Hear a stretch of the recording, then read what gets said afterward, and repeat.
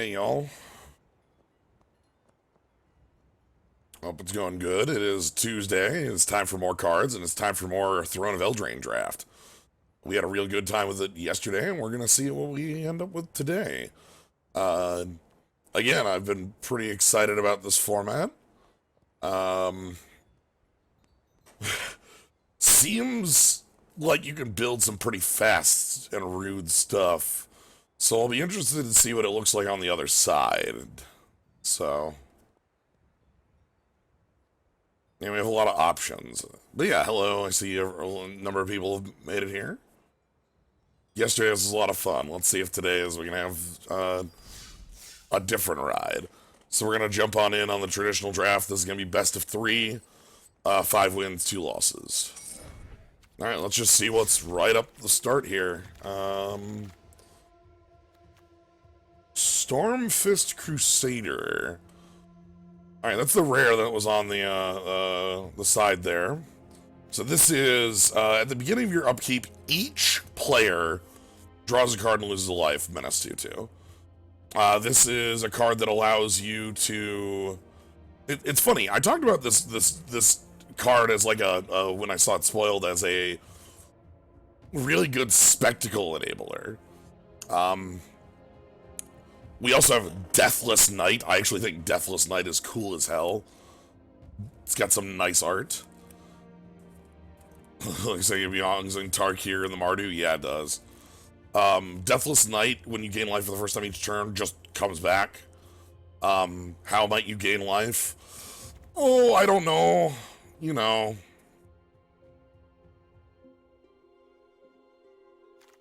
Marrowleaf Pixie, huh? This actually interests me almost more. Oh, also, there's a Skeleton Knight. Marrowleaf Pixie is extremely powerful. We're talking about a Wind Drake, level stats for 2 that taps for mana? Like, that's heavily, heavily powerful. Gonna get a lot of work done there. So yeah, what else do we have in this pack? Let me quick, just kind of go through the funerals, super expensive removal, that's not so great. This is actually pretty good. I think this draw spell's like something I like a lot in blue. Booker Sword. The Keep. What was that movie? With like London besieged, London like on like London, all the cities were like big roving robots. I didn't see it. Mortal Engines? It was like last year, maybe 2 years ago. There was a film. Hell's Moving Castle. That's the one. That's the actual one. Yeah, Mortal Engines. That was the one. Yeah, I remember seeing previews for it. Do you scry then draw? No. The order of the card is the order it resolves in. It will go draw 3 cards. End of line. Next line. Scry 3 if so cards operate in the order of their text. All right, I think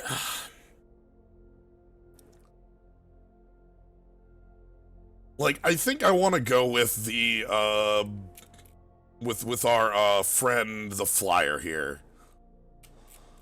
So we're gonna go ahead and see Marl. I don't like. So one thing I'm not huge on this early, picking 2 colors is difficult.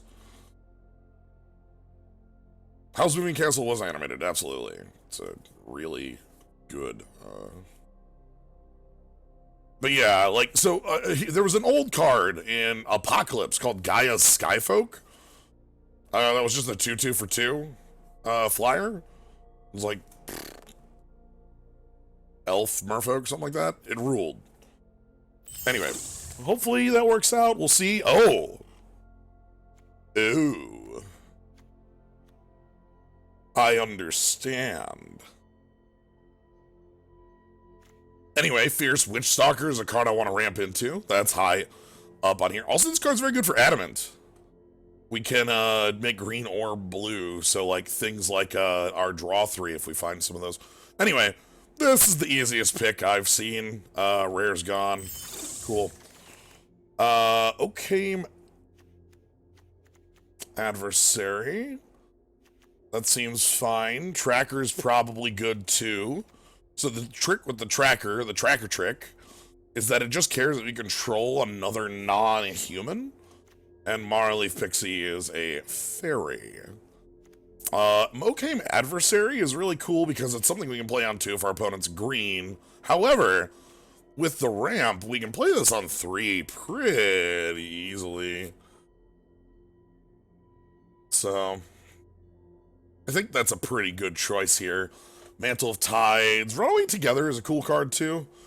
This is effectively Peel from Reality, or like a variant thereof. Yeah, this card's actually... this card reminds me of... there was a 3/3 Death Touch in Lorwyn for 5, that if you had an elf, you could reveal an elf from your hand and make it cost 2. And if you played it on turn 2 as a 3/3 Death Touch, you felt like you were casting one of the most busted things in the world.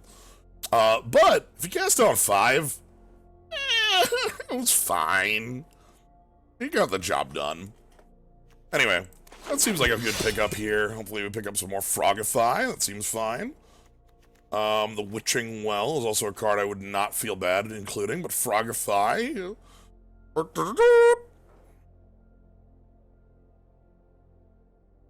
Didn't say please. Another Marleaf Rider. Funeral, Eye Collector, mills 1 for each player on hit. The Drawbridge. Ooh. Someday I think we might want to pick up 1 Drawbridge from this deck, right?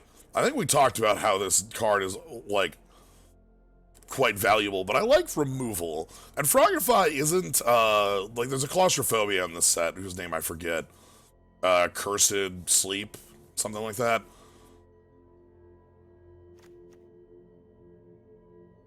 Oh, that's what the like knight on this is seriously that dude from the G.I. Joe. Just going, oh.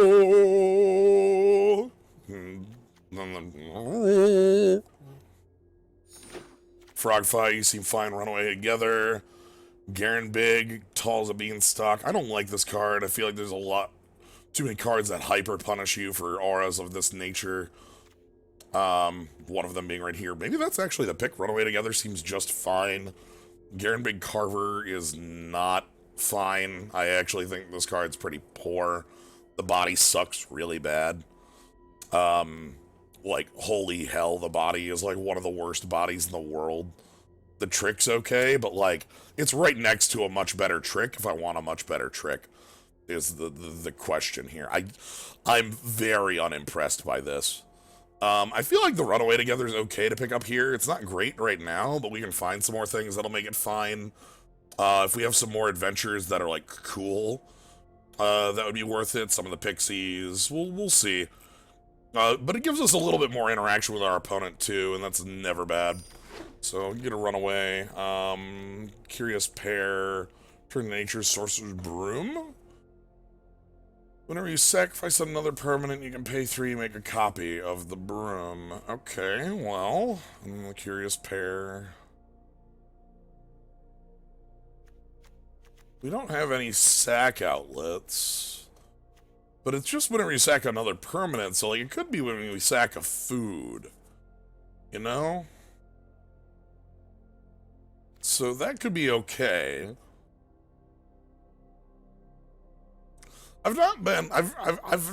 This is not a card I've been super interested to play. The fact that its sorcery speed is very slow. Like, incredibly so. If it was instant speed, I would be a lot more interested in this card. That actually is what kills it for me.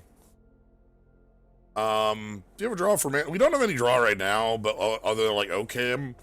Mantle is like an onboard trick. It's pretty fine if you have ways to trigger it. I might just pick up the broom. Curious Pear is not too bad if we want some food. Pick up the broom. Maybe we find some more food. Golden egg, spinning wheel. Spinning wheel. Okay, so we could get a lot of this ramp going, and hopefully we find an outlet. You know, we find some high cost adventures. We find those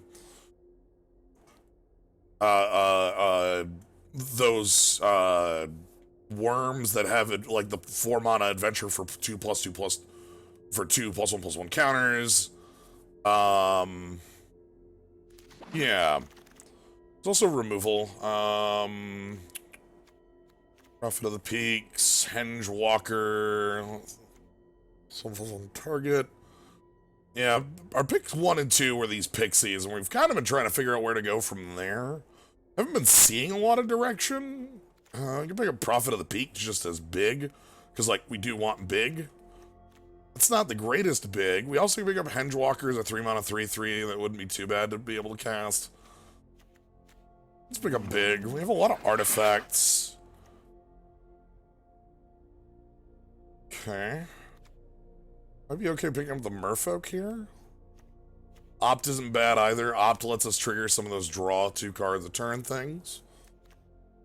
Keep I'd be like okay with 1. We have a lot of artifacts.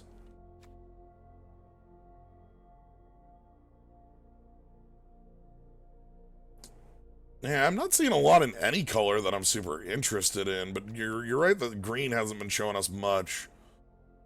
We don't have anything that like turns that on.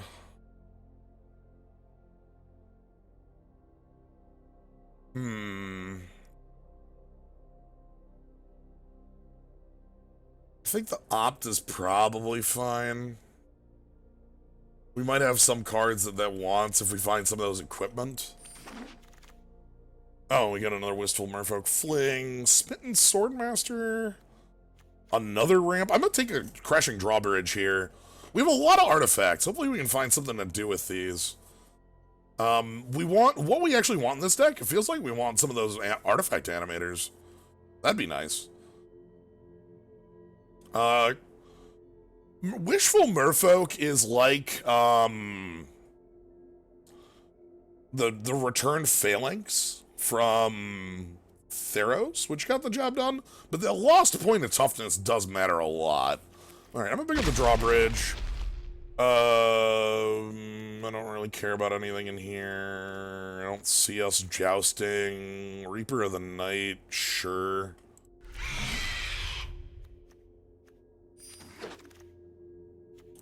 Oh, those are not cards I want to include in my deck. I don't want... I don't want the Reaper in here at the Mo. Maybe don't want this. Honk. Honk. Honk. What's Honk competing with? Kerneth's Transformation's pretty cool. Charm Sleeps through Honk. Yeah, I think we'll just pick up the Honk. I kind of want copies of this anyway.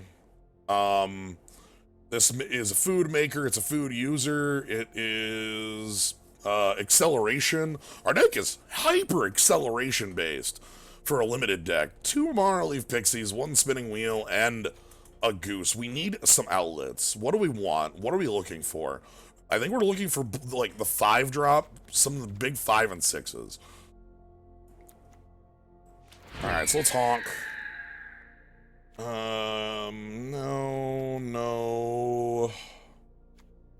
No, nothing above like 3 in here. Mystical Dispute. That's, yeah, Goose still, has some incorrect choices.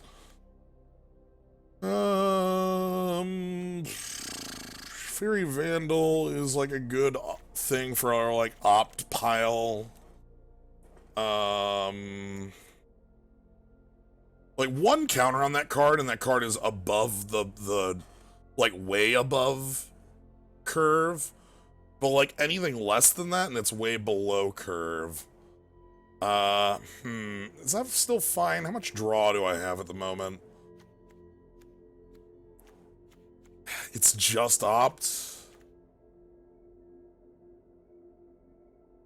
I think I'm still probably okay picking up the Fairy Vandal. This Mystical Dispute is fine, too.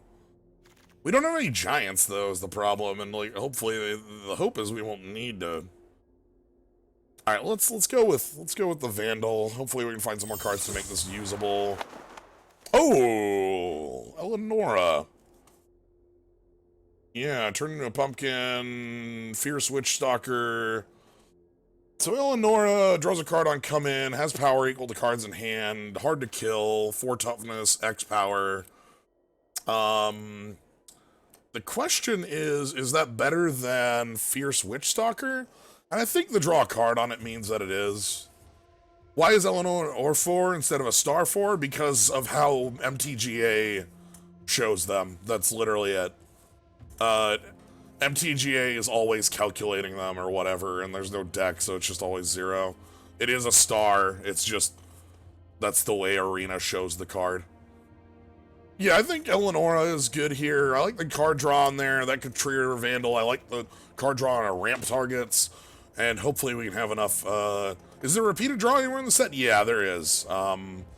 We'll see. Fierce Witch Stalker is the other card I wish we could have here, but... ah, well.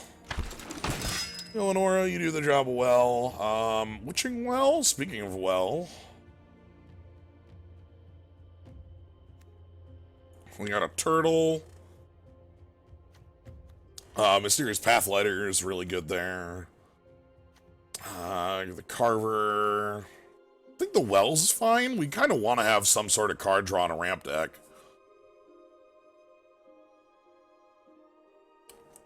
We kind of, again, we want more big creatures. We want more things to be doing top end, and this lets us get to them at least. Shepherd of the Flock rules. Oh, here's something nice. Ooh, same with the Moonlit Scavengers. That's also something, like, I'm pretty fine to get up into. Steel Glaze Griffin is still easily, like big. This Owl's pretty big. Like, if you can get the draw, like, we only have a couple ways of doing that. Interested in maybe the Moonlit Scavengers. We have a lot of artifacts hanging out, so it won't be hard for us to have the activation on Moonlit Scavengers. That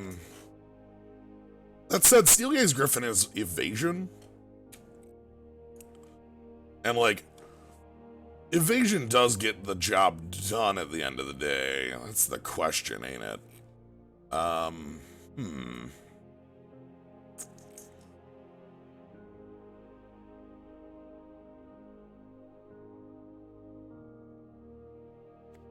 don't like how expensive Moonlit Scavengers is. I'll try it, though. I feel like our deck deals with that drawback. Overwhelmed Apprentice, which is missing the reminder text that makes it so overwhelmed. Overwhelmed Apprentice enters the battlefield. Each opponent puts top cards in their library in the graveyard, then you scry 2. Ooh, so tiny. And a Wildwood Tracker. Alright. So we got, like, some good 1-drops. So Tiny is decent removal, like, that gets the job done. And, like, if the game goes long, it gets the job longer done. Flash on it actually is reasonable.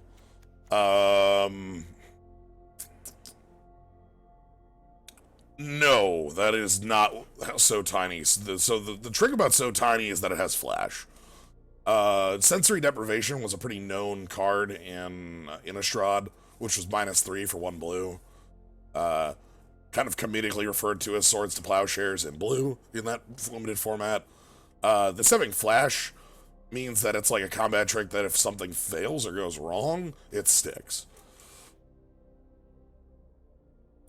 That said, do I want to be aggressive? Like, how aggressive do I feel like being? Is that Wildwood Tracker really the outlet we want?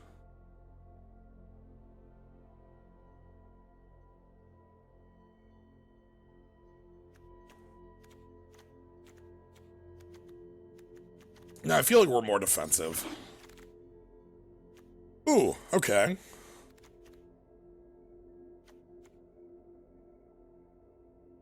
More ramp. We'd always use more ramp, more card draw. Witches. Yeah. A lot of ramp.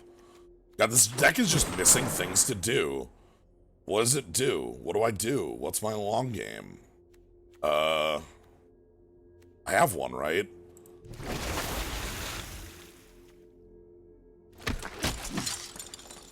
Mystical Dispute, that's fine. Opt, you're fine. Falls of Beanstalk is not fine. Trip of the Flock's way better than second to last pick. Alright. So let's get some of these out of here. We just need stuff to play at top end. That's the missing piece to this deck. And, like, we have so much ramp into nothing at the moment. We need to fix that. Queen of Ice is fine. She is pretty, like, I like the adventure on her and the text. That gets the job done well. I think that's better than most anything else I see in here. I don't like Ocam Ranger. I think this card's, like, way too expensive. Acclaimed Contender's very, very good. We're just not knights. So yeah, Queen of Ice is fine. Let's get some of that going. Here we go, Garen Big Paladin. This thing should be a 5/5 for 5 with extra text for us. Maybe we get an Edgewall Innkeeper. Maybe we get a Garen. Maybe we get So Tiny. We'll see. Again, we want things for outlet. Okay, draw 4 cards. That's a way to use our mana. Giant opportunity. Make 2 food if you have... Sack 2 food, make a 7/7, or create 3 food. Fierce Witch Stalker is also really good. I think it's Fierce Witch Stalker versus Into the Story. And Into the Story is a lot of... That's going to be basically what it is on the front. We're probably paying 7 for that. But we also can probably afford to pay 7 on that. Right? Like... How much card draw do we already have? Let me take a look at that. We already have 2 opts and a Witching Well. I kind of want 1 more piece. But I also like the Witch Stalker. Like, we can play that on 3 with the Marleaf Pixie, and that's very dangerous. I like that. That might be worth it, just for how powerful this is on curve for us. Yeah, let's try playing creatures and dealing damage to our opponents. Turn into a pumpkin. I think I'm fine picking a turn into a pumpkin. This is like half of Cryptic Command. Bounce draw.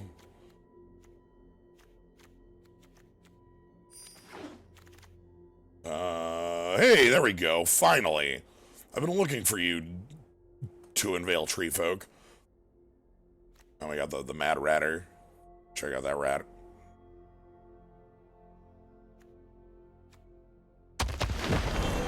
Alright, to unveil... and a Rosethorn Halberd. I wanted one of these as well, because we can afford to move it. A lot of Secret Keepers. Alright, sure. Picking up Opt here. I don't know how many of those we want. More Secret Keeping. More Secret Keeping. Giant Opportunity. Mystical Dispute. Hold on, how many Secret Keepers did I end up with? Huh.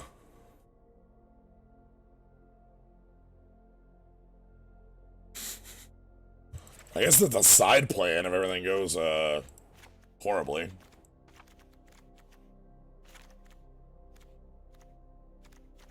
Alright, let's cut out the, splashes we don't want.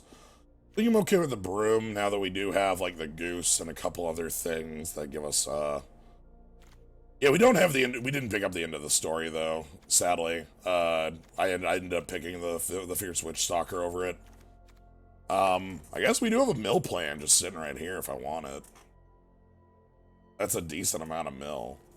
What's our deck look like right now? How do I feel about these ops? The ops are good with the Fairy Vandals. Yeah,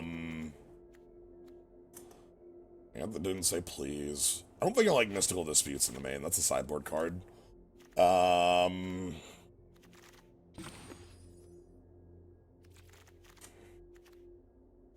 Think I might be able to get rid of one of my pieces of top end, like maybe just the Prophet. Keep everything else.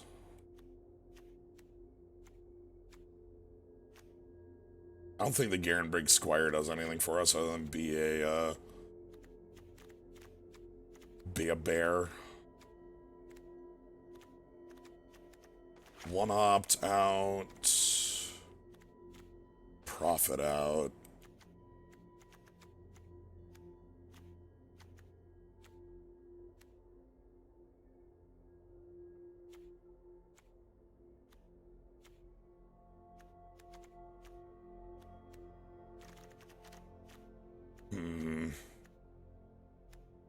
One more cut.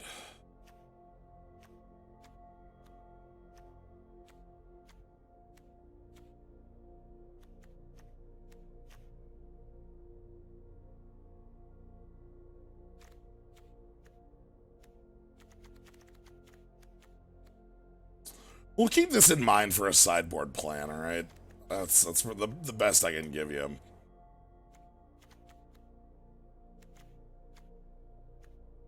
Like, if our opponent's a slow control deck, we can just be like, alright, you want to play long? Let's play long. Broom is like a long game play. So whenever you sack another permanent, you can pay 3. If you do, create a token that's a copy of the Broom.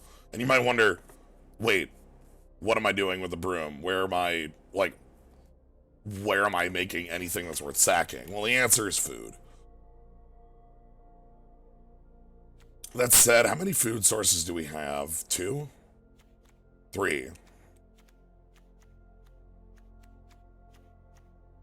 3, one of them is continuous.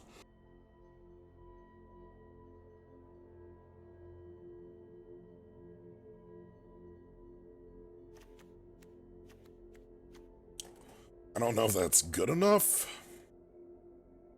We don't really do anything with the Broom was the problem. Alright, I don't think we do. You're right. Yeah, the Witching Well as well. I don't think we have enough for it is the problem. Like, with the Goose, it's really good, but without the Goose, it's not very great. Alright, let's call this good.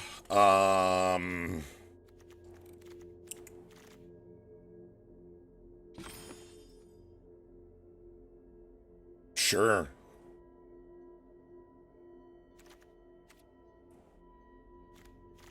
So I'll keep this in mind for, like, a sideboard play. Like, where we want to just go into milling our opponent for, like, all the money.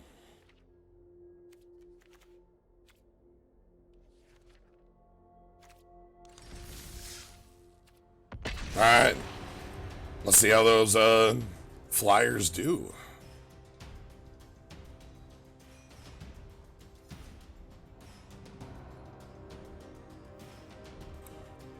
I'm excited.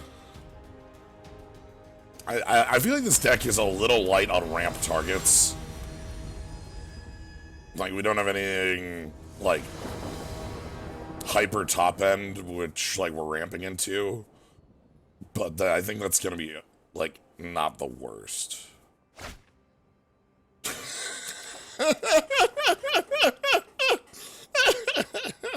Sure. Alright. Yeah, this is game 1, round 1. We are just starting. Cool.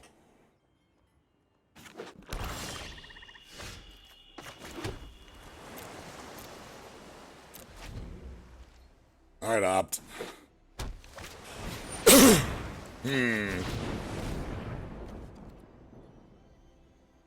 Sure, I'm okay with that, because that'll reset that Fairy Vandal if things go poorly. Ooh.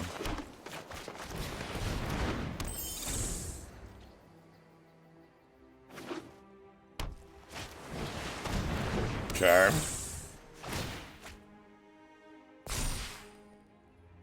Yep, they get Fairy Vandal online.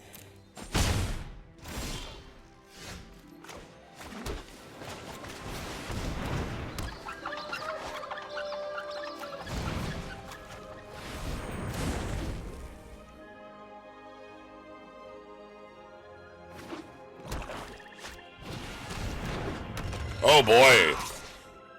If that's the game our opponent wants to play, then,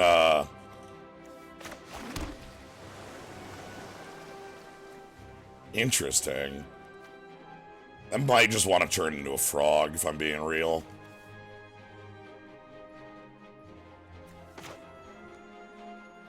Yeah. Why would you... Spend my blue, please?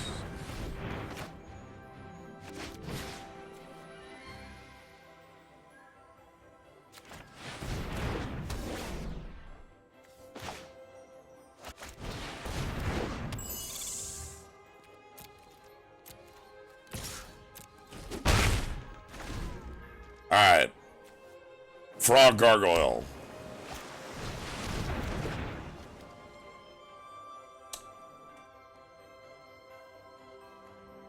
That is a legal play. Yeah. Oh boy. I'm very sorry, friend. Technically legal plays.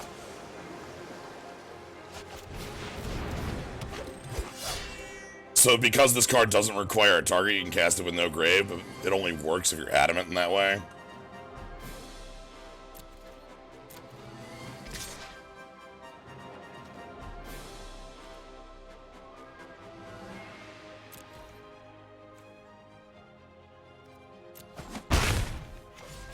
Alright, I want Queen of Ice out so I can, like, bounce that and bounce Queen.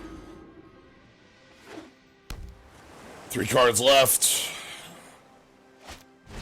Prophet of the Peaks. Sure, and big. How's the scry look?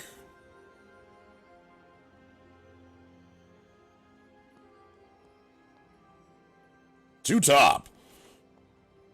Danger mode, okay.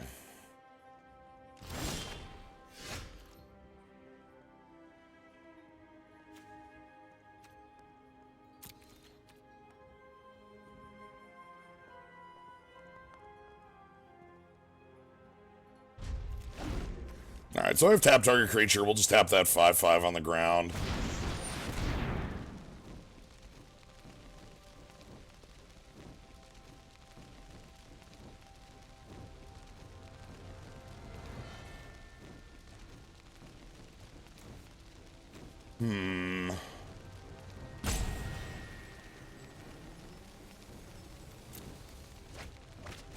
So I was holding the land because we don't really need more mana and we have a card that cares about cards in hand.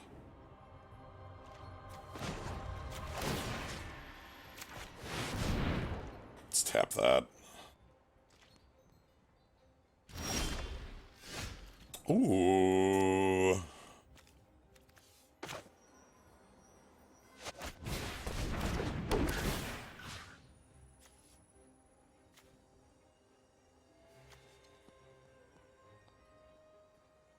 If I'm going with okay, they have to block with their entire board to kill it? Sure. They probably just block with Vantress Gargoyle and call it good.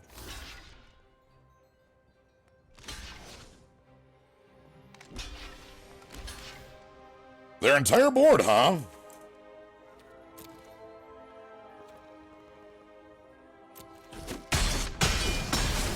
Okay. To shreds, you say?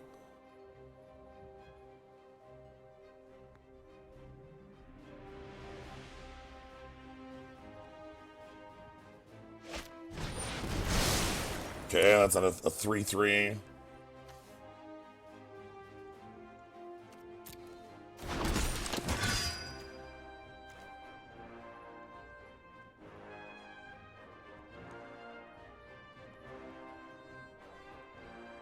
They must have graveyard recursion like the Feast or something. I see them flickering at their yard. They must have something like put X creatures on the top of their library and then draw that many cards, which is exactly what they've got. Okay.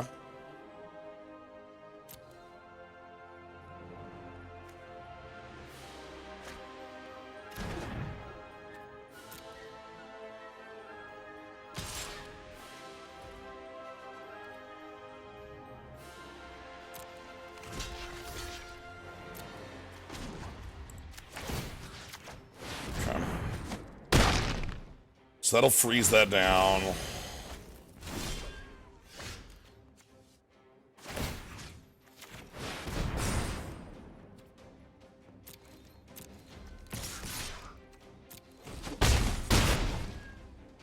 Don't know why they wouldn't want the gargoyle. There's 6 cards in my yard, so it seems like a pretty easy want. Okay, and they get their 3, their fairy vandal up. Sure, 1/1 flyer doesn't do anything.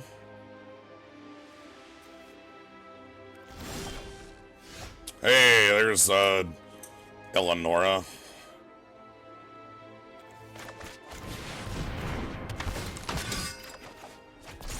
Okay.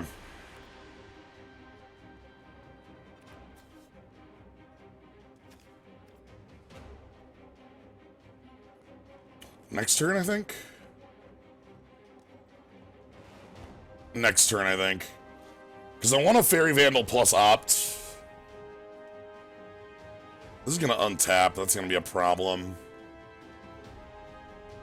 If I Fairy Vandal plus Opt right now, I'd take a lot of damage. I don't like that.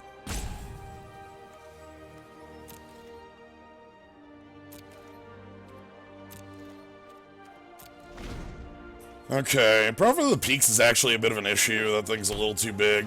They get to play another creature that's going to be a little, not quite as big, but a little big.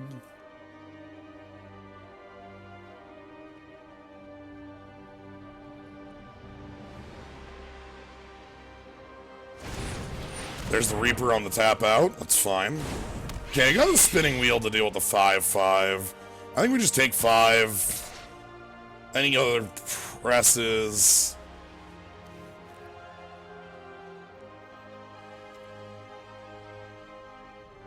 thing I'm okay with.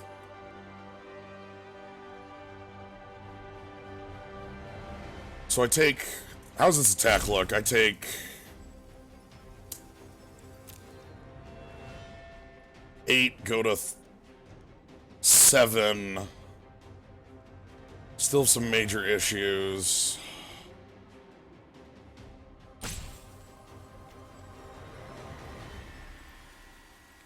I think I need my attackers right now. So we play the Vandal, we don't play Opt. We pass, and now we play Opt. Sweet. Okay, that's actually just fine. That means Eleonora will deal with the 5/5. Okay. Okay. I see how this goes from here. I think we're okay.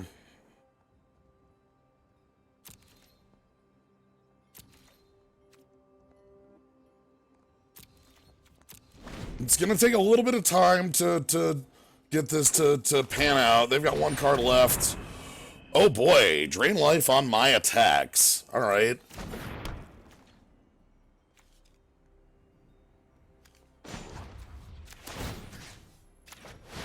I want that Reaper tapped.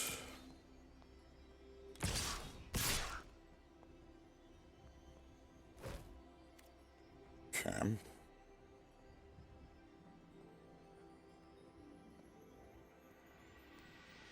So from here... Eleonora blocks there, we block there. So tiny. So now Eleonora does the full block. Alright. So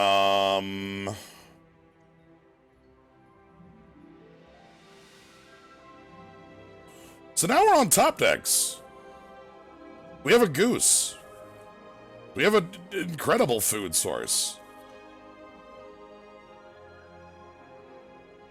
Don't know why you would think this game is over in this position, because it's actually a pretty balanced board. I don't think I can afford to do very much. I probably just pass it along. So we're in sort of a balanced state. Either of us can find a card to break this. That'll be a little bad. We keep tapping the Reaper of the Night. Oh, full court press, huh? What the hell is this? Okay. Interesting.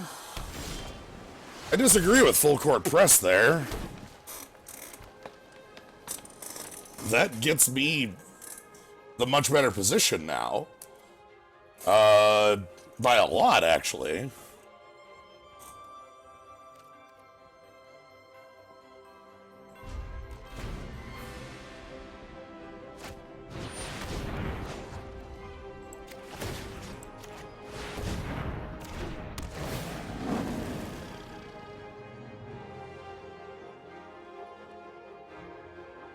Revenge of the Raven says that says nothing about the long game because it's all about when we attack. We don't have to choose to attack, so like it doesn't do anything.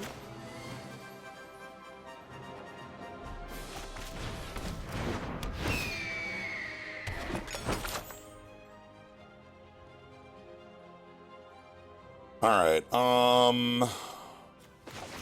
We continue to want to play as much mana as possible now. I want to equip that halberd so that I can beat other things in combat. Right now, like, our current issue is that they have Reaper at Night and Prophet of the Peak, and that's a bit of an annoyance. This Goose didn't honk. That's a bit of an annoyance, too. Alright. Pass it back over. We're going to tap the Prophet. More flyers, but that one's okay. Tap the 5.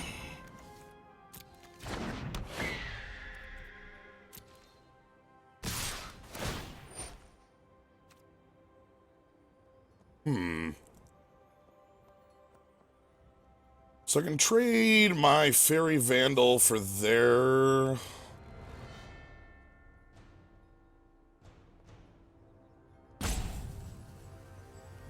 I so disagree with that. We have huge creatures. We can win in 2 attacks on 10 life.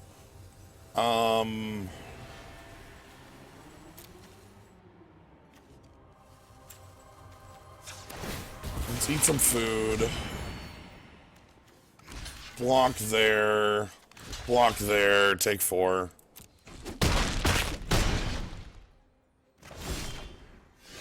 Okay, more mana's good. Can I equip? No, I'm 1 short of the equip. God, but I need it really bad. Okay. What I really want is an opt.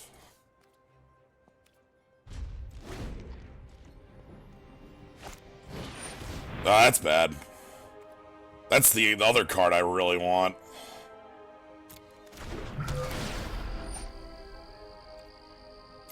So that's probably gonna fix them like super, because they get they get all their triggers here. Fairy Vandal goes +1/+1. Oh, they put both on top. That probably breaks this open enough so we can't win. The fact that it breaks their triggers open is a problem.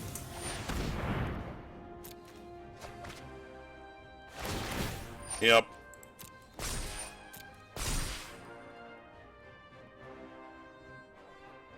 Some sort of removal? Oh! Sure.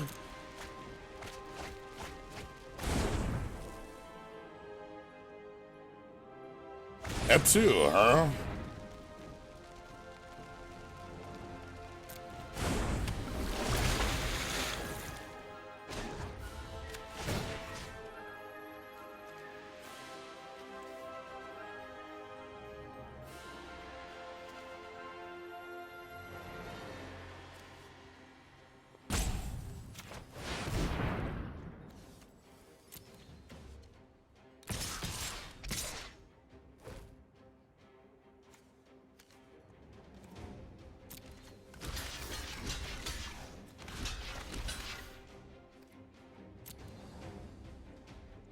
I don't like this, but this does deal with the Griffin.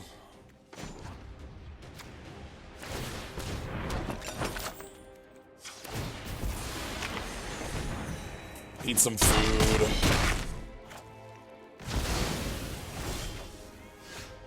Well, our O4 wall is back. Not that that does much.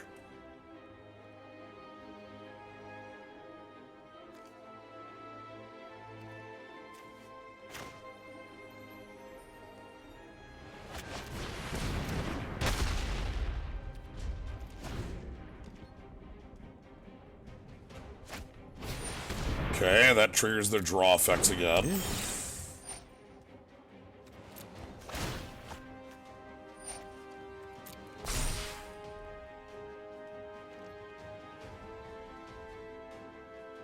Why not equip the halberd? Because we need to use the tap. Like, we need the 5 mana to tap target creature. Like, every single turn.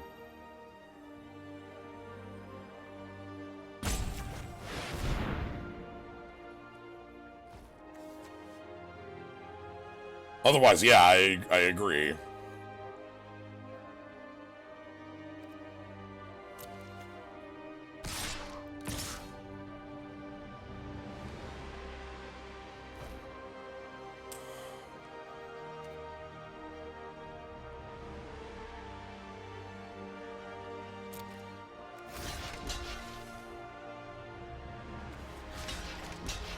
I have to chump there.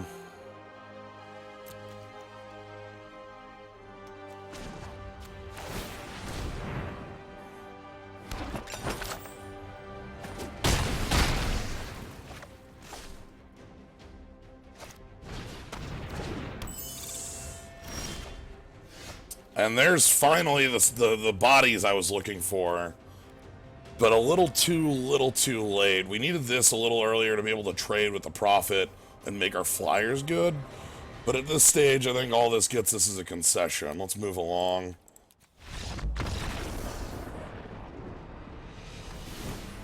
Alright, buddy. How do you like dumb plans?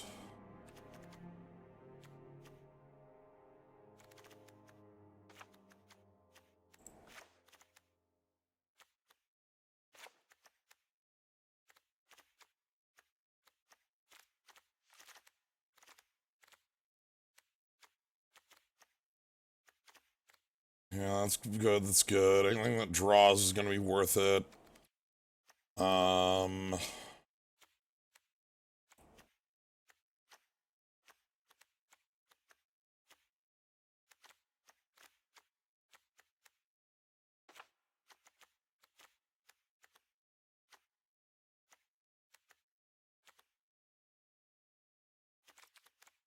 else can I cut out?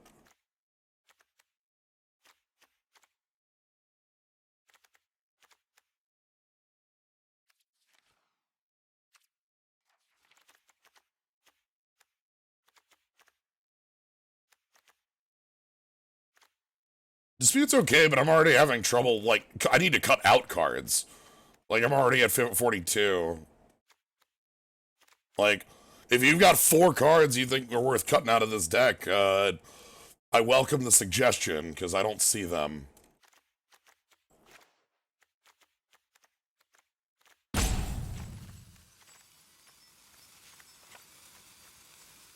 Alright. Let's just roll with it.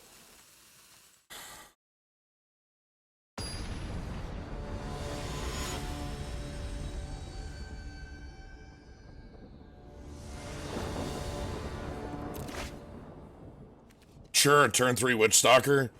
That's like not our actual plan, but I don't care. That's good.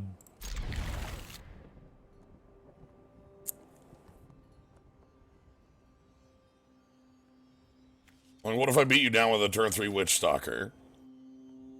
And a flyer to back it?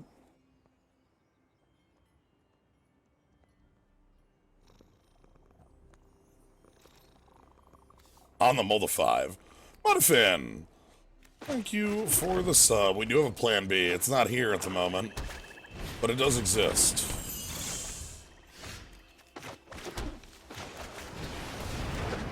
Our opponent seems to want to assist us on plan B.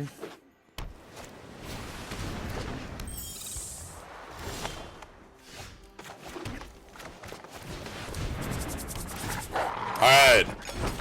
Here's the rush down. Fierce Witch Stalker is here.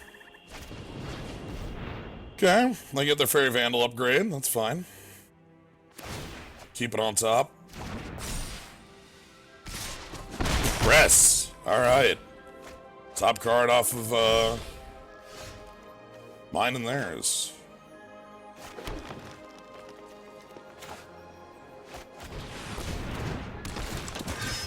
All right, Eleanor's here. I think our beatdown is quicker.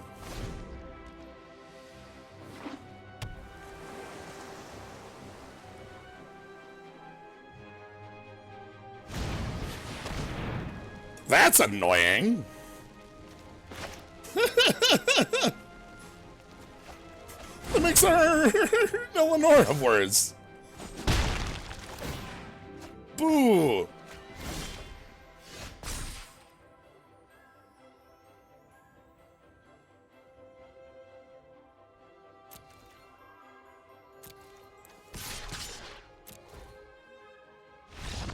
Okay, moving on to game 3, I see.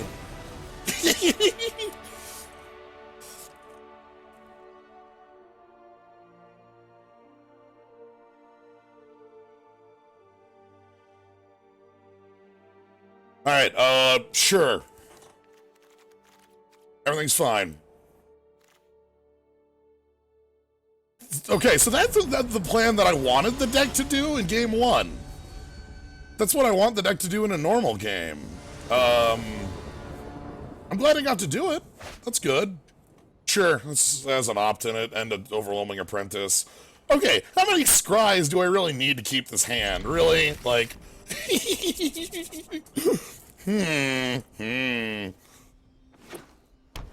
Like, if I just scry a billion, I should be fine. Oh, thank you. Sure, whatever. Whatever you want, boss. Mill 2, and I'll go ahead and just take the forest. Thank you.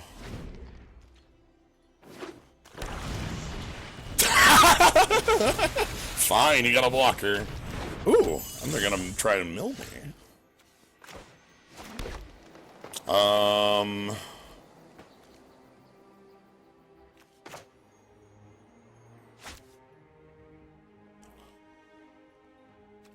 I guess I just ship it. We'll opt on their turn.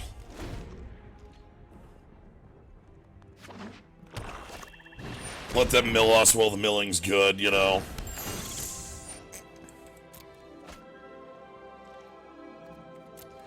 Yeah, come on in.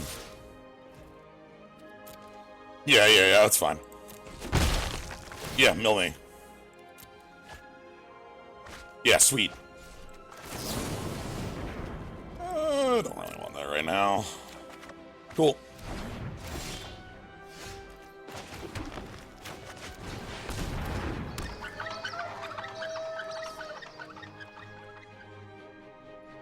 Sure, Goose. How you doing? That's still not a goose noise. Okay, Goose will hold off the attacks if I want. Goose will also ramp if I want. Okay.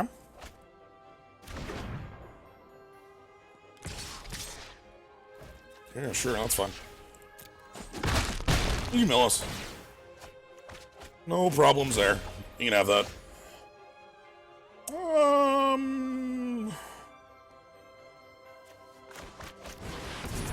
Hey, what up?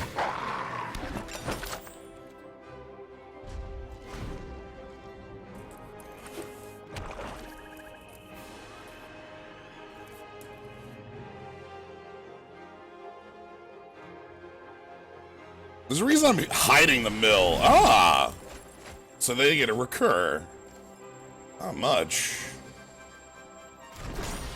Wow! That's it? That's your game? Alright.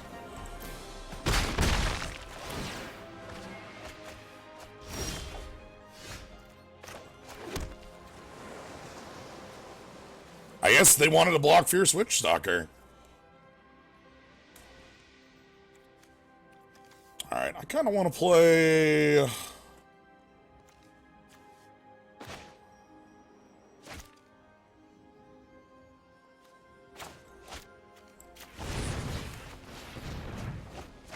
we're going to announce...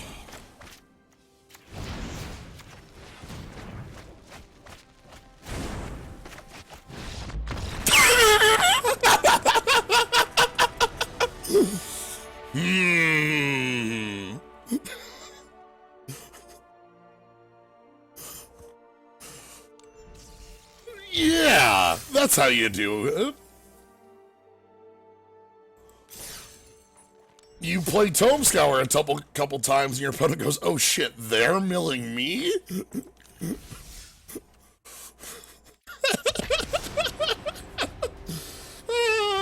Oh, that rules. So the reason I was going for it there is I didn't want to get hit by Mind Rot. So I was just going to start spamming those and hiding my O4s.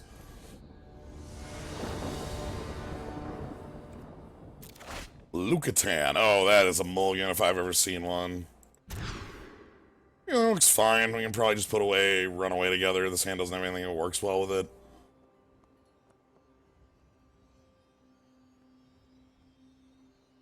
Yeah.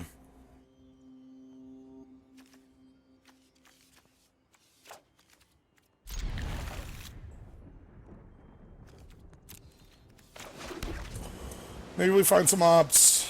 Maybe not. Maybe I just play a 1/2 flyer and that does some damage. Active. What do you got there?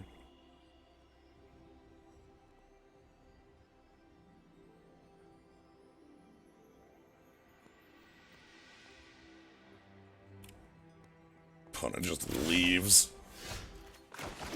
Okay, that plays well.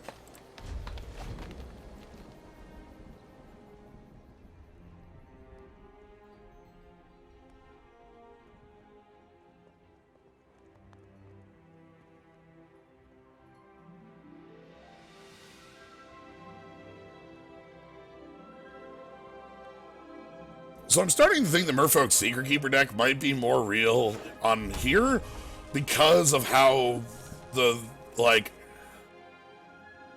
bots don't pick it, basically.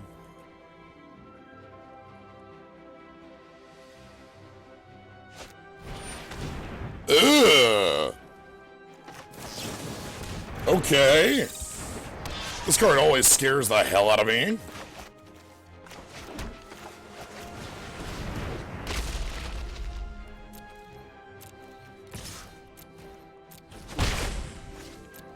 +2/+2 for 1 is super strong. Volshock Morningstar is a pretty reasonably strong card in Limited. When Volshock Morningstar is like 1 to equip, I don't know. That's getting close to Trusty Machete.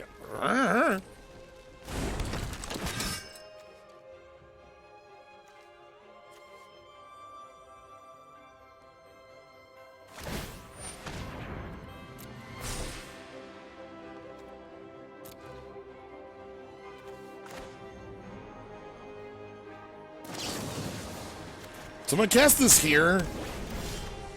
Damn it. I cast that there in case I drew into a green source.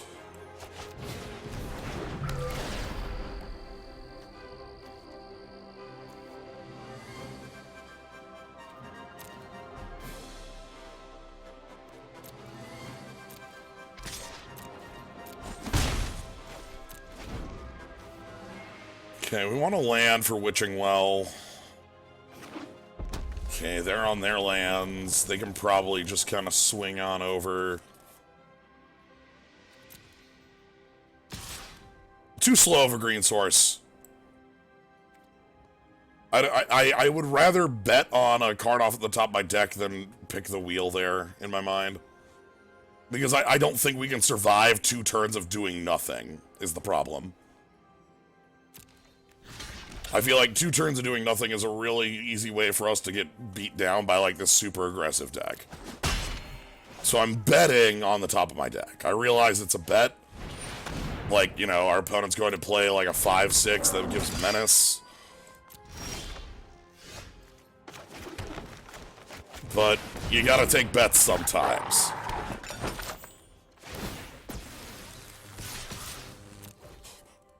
It's all we can do.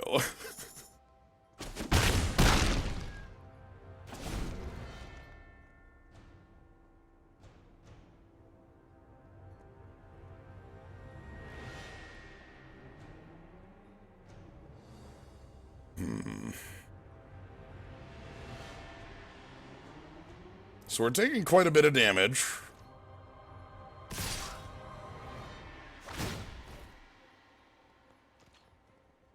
Go to 15, they go to 17. Next turn, I hopefully can play Eleonora. Eleonora's a decent blocker here. Ooh, they've got their own drawbridge. That's actually quite scary.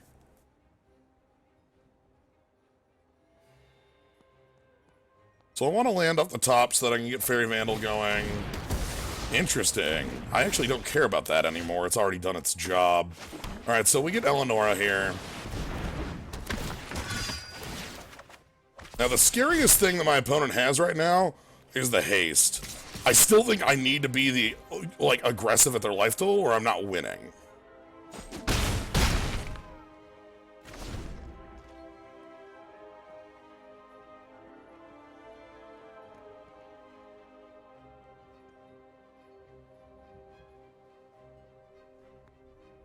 So Eleanor is a decent blocker here, can block both of the onboard creatures. Gets more powerful as the game goes. Lifelink is a bit of a pain here, but like if they move this Steel Claw Lance to try to make a more lethal threat, they stop life gaining. So hopefully we can kind of do that. That's my best bet here. We keep moving in. Okay, Forever Young to cycle? Do nothing? Alright, your hand is interesting. You must be missing mana for, like, Sir Conrad. Because Sir Conrad is the card that I was most scared of coming down right about now. For how big it is and how much it presses the advantage. Alright, Fairy Vandal down. And you don't have any attacks.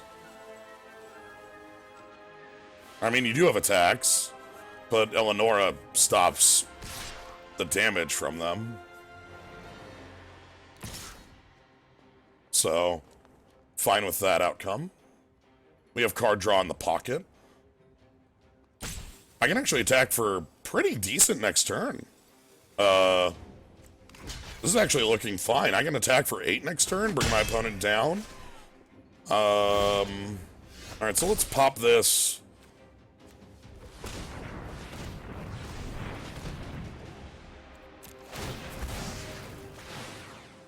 Let's draw some card. Yeah, those are cards.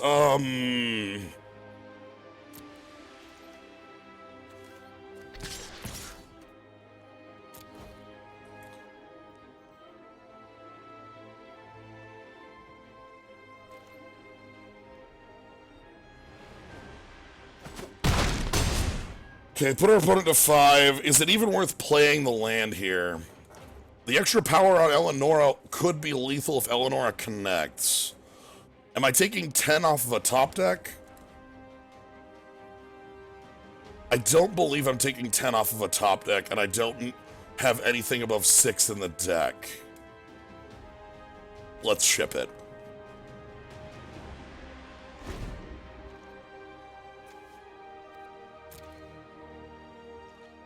So they can attack me for 5.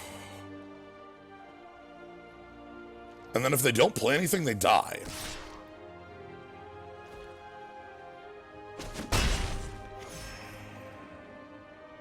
They might not have anything. They're probably just going to move the Lance on Ogre Errant and call it good. Which is fine, like that does do some work. But now if I draw a bounce spell, the game ends. Sort of.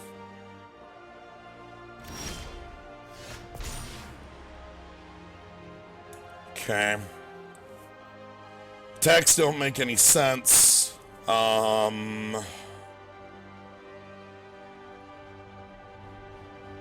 I don't like waiting. The longer this game goes, they have 4 cards in hand that aren't lands. They're gonna find a way out. So we need to end this soon. Eleanor can attack once I get a 6th card in hand. One of our bounces on bottom, but... Or both. Actually, no. Turn into a pumpkin and I think the... Okay. That's not great. I know turning the pumpkin was. We could turn this into a frog still, I think. Okay, we'll ship it. They're still holding something here. Oh, they have the Crashing Drawbridge. That actually disguises.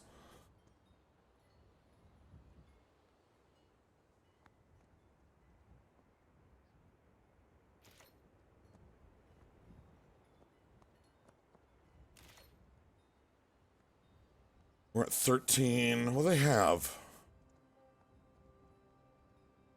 You clearly are looking at some effect. Maybe a burn spell, maybe a...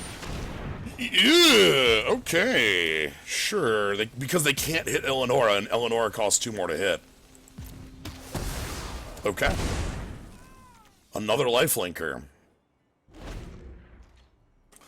Yeah, the bounce is on the bottom for the mulligan and the scry. Yeah.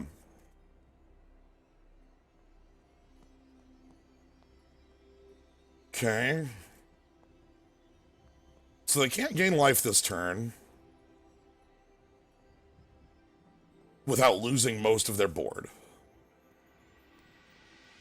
We're at 16, because I can just eat the food, and I will.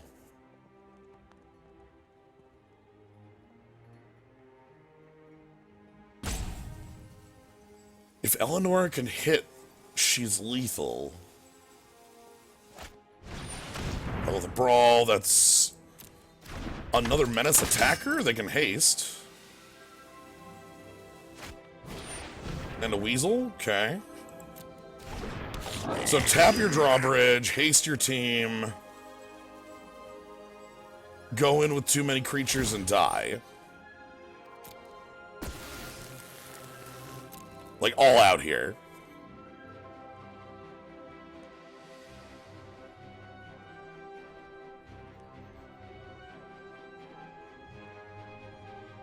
They must be scared to death of my 5 cards in hand.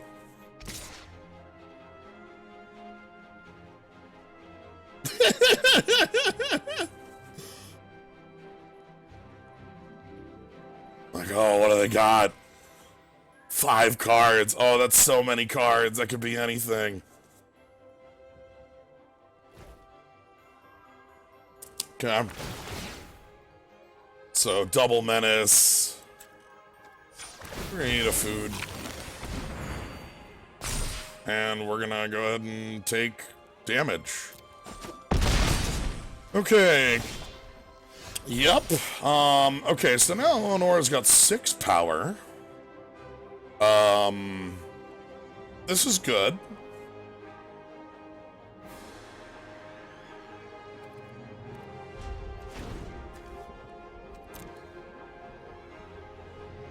Is there a cabana in the house? Just checking, is there a cabana in the house?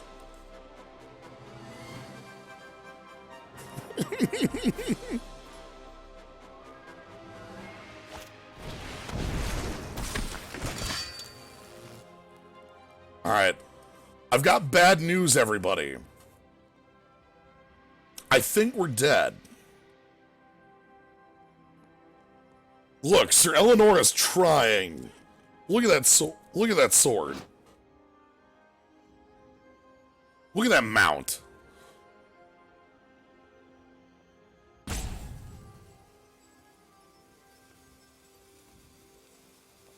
Look at those tapestries. Oh, yeah.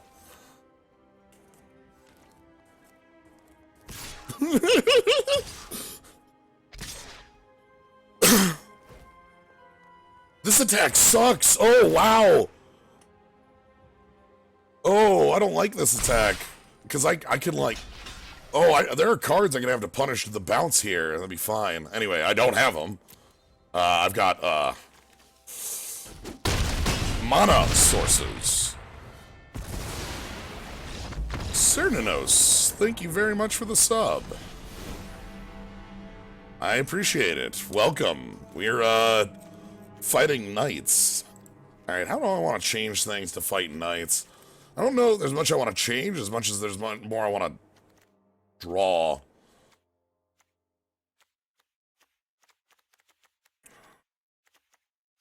Because, like, the Two Unveiled Tree Folk, all our bigs are really good.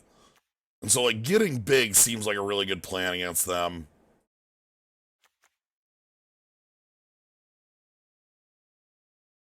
So I think we just try and get big.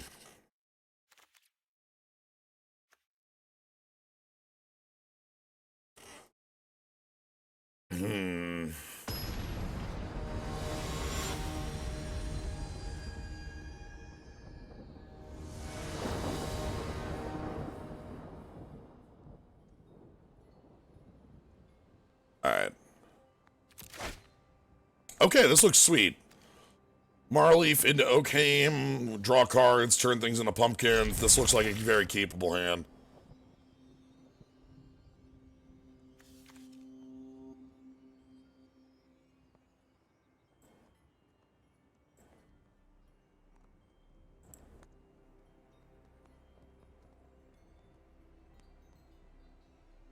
Okay, I believe they're on a mulligan to 6.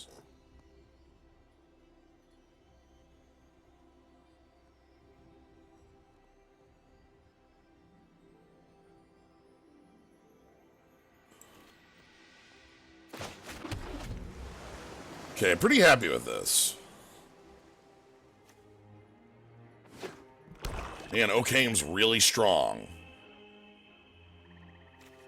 Marleaf is really good flyer. Like, this is a good set of cards.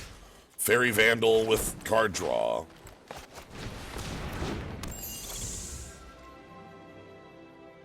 Fairy Vandal with card draw.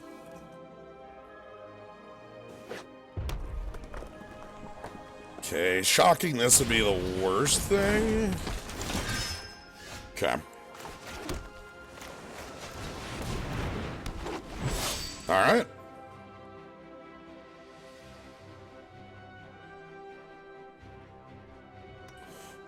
Okay, I'm feeling really nice here. We even have a counterspell backup if we can untap. Oh no, they just want it gone. Okay. That sucks. It's actually quite poor for us. I don't like it much. That's a really good removal spell. Alright, I think...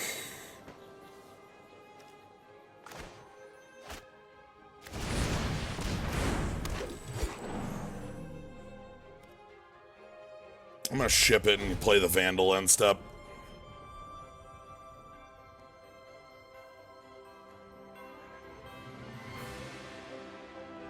So we have the Adamant on turn into a pumpkin. We have a counterspell to back things up. Hopefully they just go for like a 4-drop. Sure, that's something I can... That has reach. It's a mild amount of annoying.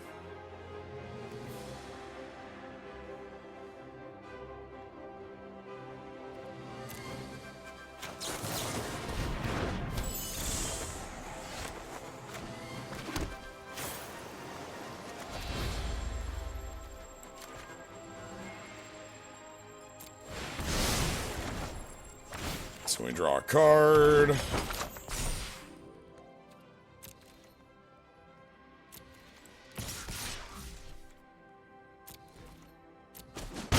I kind of want to counter it coming down because it actually stops us a little too well. So I'm holding up Counterspell. I realize that's funky and like really obvious because I didn't attack with the Pixie, but like I feel like we want that off the table. Oh, we got rid of a Lance and ooh, Witch's Vengeance. That's a really good card against our Fae. Probably get in for 2 here, call it good. We get back in for 6 with a food. Spinning Wheel will be nice for dealing with their... Ooh, hold on. Opt. Okay. Cool, now we actually have some answers for, like, reasonable threats. I can frog 1, tap another.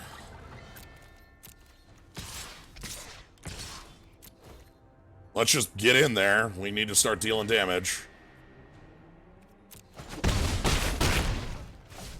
Okay, if a real threat comes up, we can frog it. I can tap threats as well.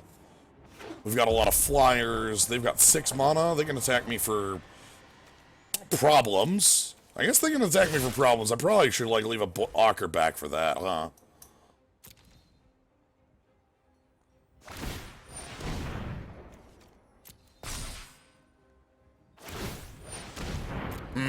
Yeah. Alright, weasel back all in. I understand. That's a fair play. Okay, let's, let's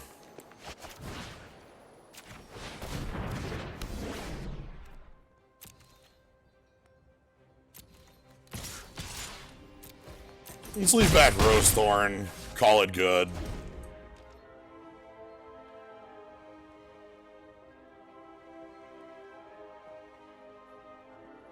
Weasel is frog. We can tap any other threats that come up.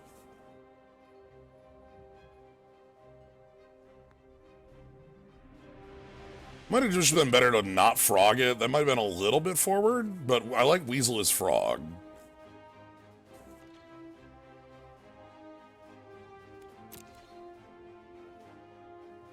I don't think you have much for attacks here. I've got good blocks. I've got food, so I'm okay. Town is village? Weasel is frog. Alright.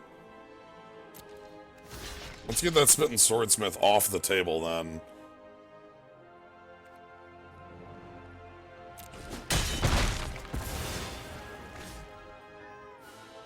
Seems like the obvious play. Maybe they kill my Rosethorn, but, like, I don't really care. I got their lifelink off the table. Do they have card recursion?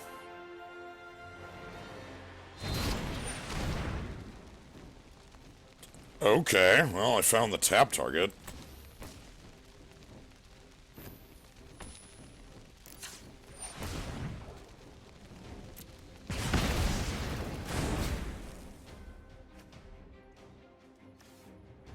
Of a spell, okay.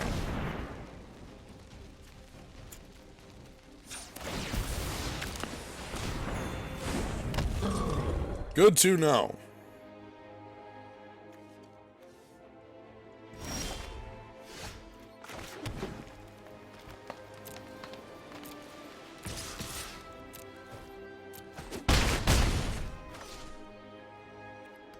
So it is legal to tap it.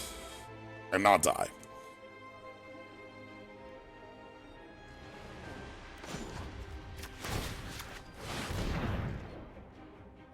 Alright, what do they got on 6? They have a lot of cards in hand.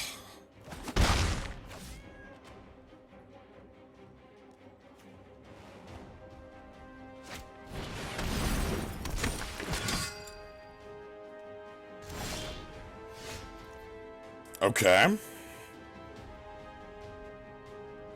I think I kind of want to play that.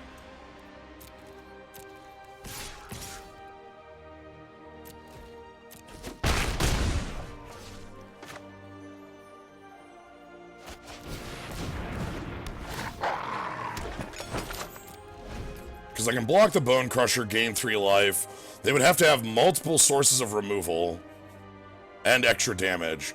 Because like they would have to remove my Witch Stalker plus pump their team, because I'm at 11 right now. Okay, good. They do not have it. Alright, deck worked as function, as hoped. Secret Keeper doesn't seem very good here because they have a lot of 4/3s.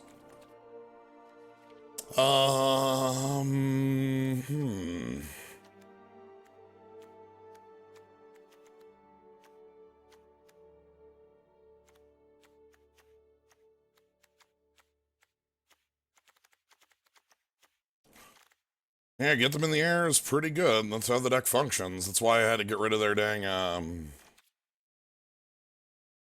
reach creature. Okay, let's rock back in on it. I don't think there's any changes I want there.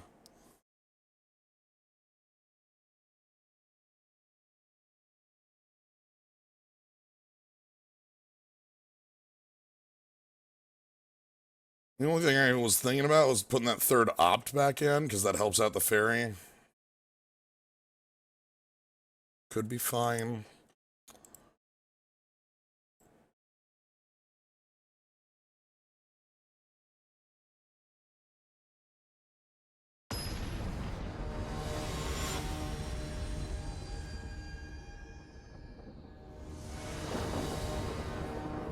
Alright.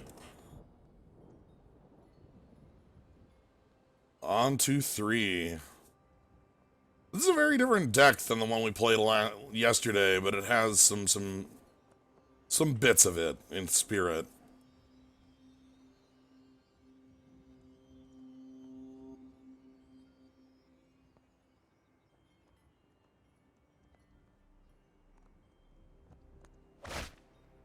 Sure. I see a Pixie and a Rose Thorn Acolyte and a bunch of good cards. We even have Tiny Removal. I'll take Tiny Removal. That turns off like that Knight.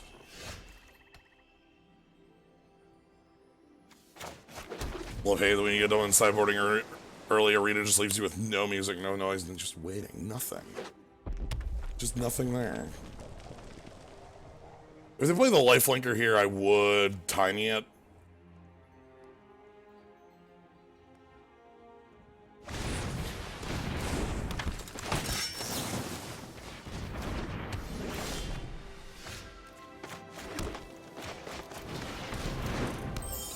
Okay.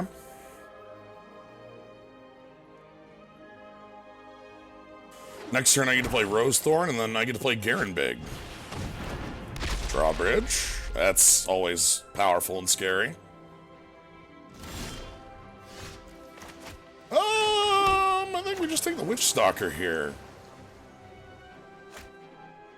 Maybe better than just the Rose Thorn Acolyte. I can do attack for 2 if I don't do that. That develops my mana base a little better.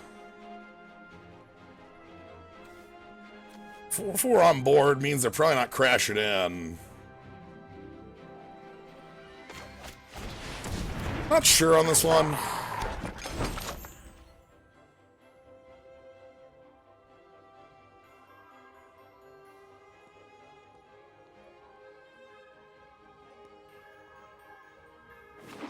Okay, 4th mana. They're probably going to play a 5-2 or a 3... Yeah. Okay, yep. That's the power I expected to see out of them. So I get a haste for 4, whereas we get to kind of chomp it back at them. Okay, now we definitely need to make our bodies and get in for damage. So their haste is going to get very dangerous very quick. Because they can haste another 5 or 6 power at us. And, like, kill us in 3. Queen of Ice should help. Next turn I get to Queen of Ice plus, like, Fairy Vandal, probably?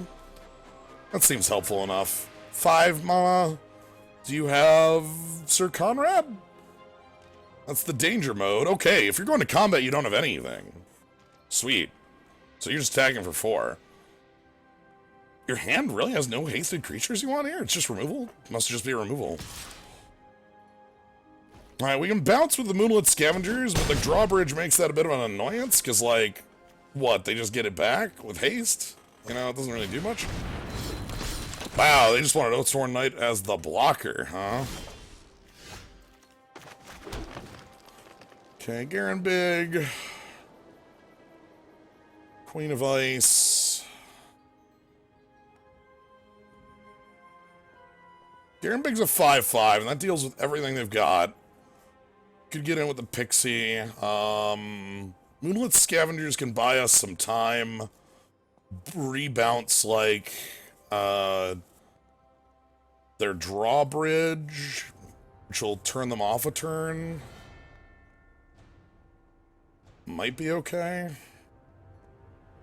It's also a 4-5. Like, that thing's huge.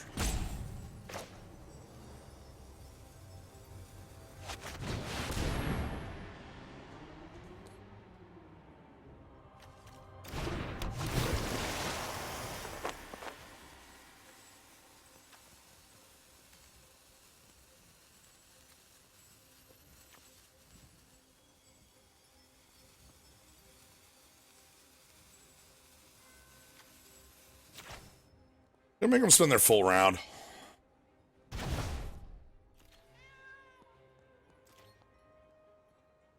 Okay, no attackers.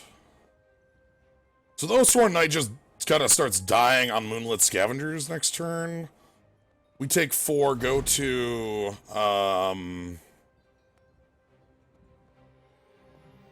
we go to 8.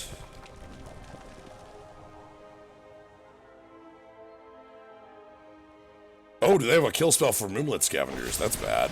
Oh, that's quite bad. Oh, the Oathsworn Knight has to attack. It cannot choose otherwise.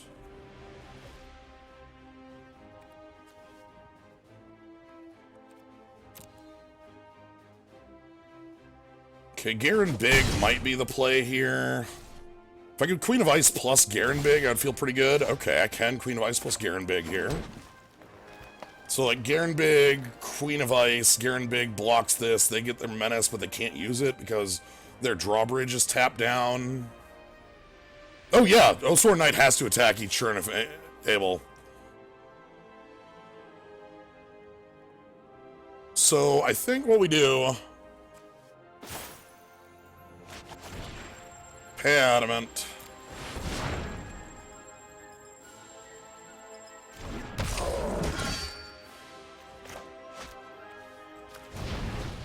Tap your drawbridge.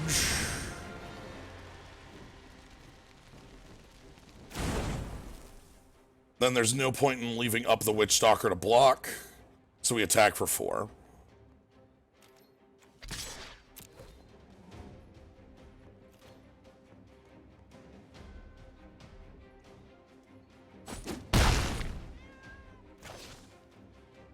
Because I only need to block with the Garen Big Paladin. And the Fierce Witch Stalker, they have Menace on this thing. I'm not blocking that. Okay, they go to 13. We can go to 11. That's good. 2 unknowns plus their Menace. They might not play the Lockswain because there's other thing that might be a good thing for them to haste.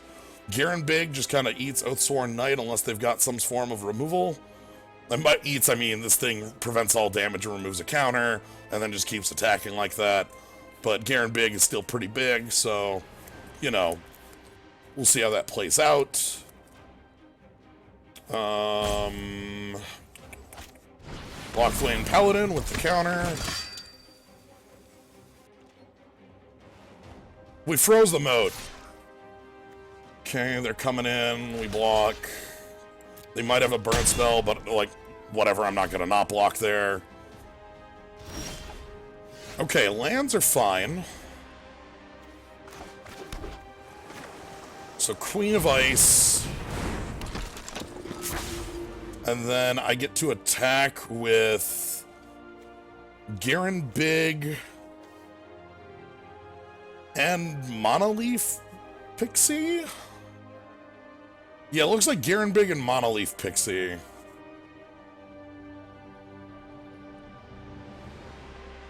That should be fine. Fierce Witch Stalker can block Oathsworn Knight. Lockswain Paladin can just hit me. I'm okay with that. And then we have Fairy Vandal plus food.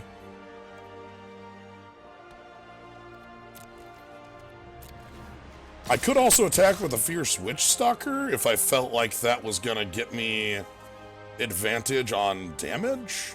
They might trade with their Lockswain Paladin there. Problem is that the Fierce Witch Stalker deals with the Oathsworn Knight pretty well. Let's go ahead and just attack like this. So this is for 7. Put our opponent to 6. Ship it back. We're secretly at 11, which, I mean, it's not too secret. But the Fairy Vandal's a secret. Oathsworn Knight has to attack. What?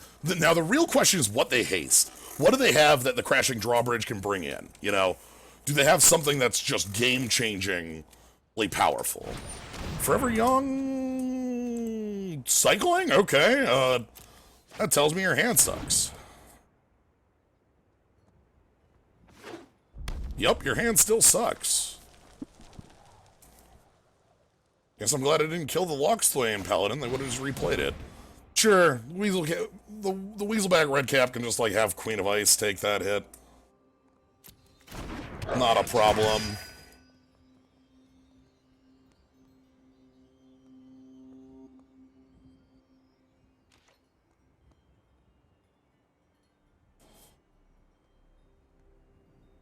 Okay, they're not going to haste the Weaselback Redcap because it can actually block Garen Big. Makes sense. Oathsworn Knight has to attack. Lockswain Paladin probably attacks. Or maybe they need enough blockers to not die. Okay.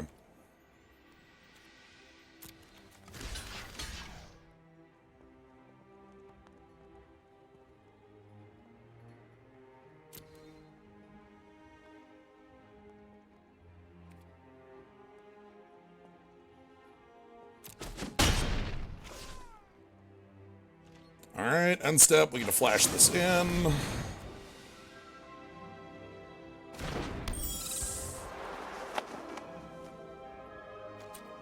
And let's eat a food.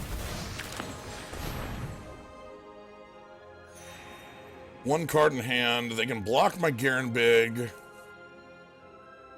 They have the Crashing Drawbridge. Ooh, that.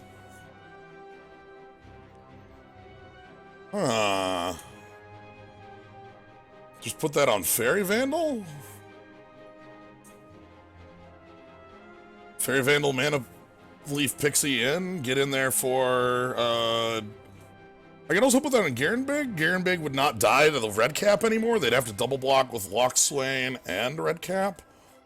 How much is my all out? I don't think my all out kills because they got the drawbridge up still. Let's, play the halberd.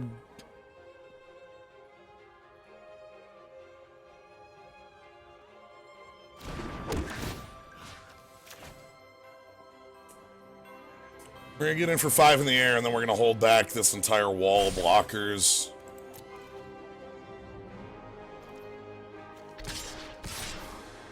Can be blocked by 2 or less, but this thing can get pumped up to 5. That's why I'm not putting Garen Big to like, danger.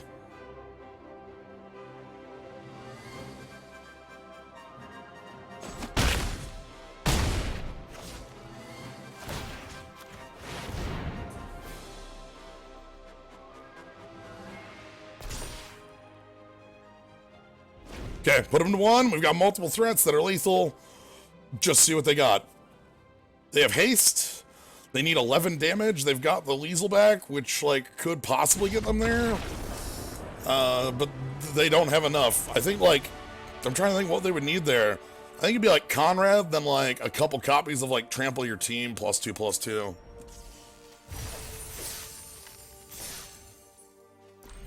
I should probably, like... Sure. Hate that one. Alright. Could they trample their team? Half their team had the big thing is they'd be able to trample the Goblin Knight. That's the only thing that would really matter. Maybe fling it. Pump it enough, fling it. I don't know. I'm trying to think of ways that we can lose that, and I'm coming up with a lot of blanks. That's a good thing.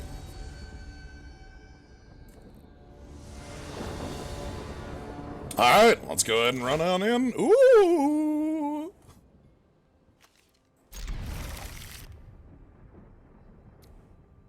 Honk.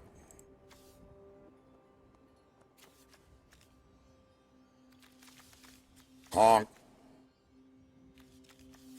Honk, honk. Honk, honk, honk. Alright, so Goose in the spinning wheel into Witch Stalker, huh? That's my curve? Guess that's my curve.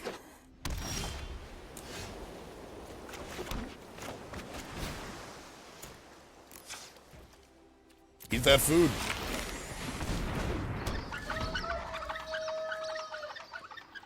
Sure.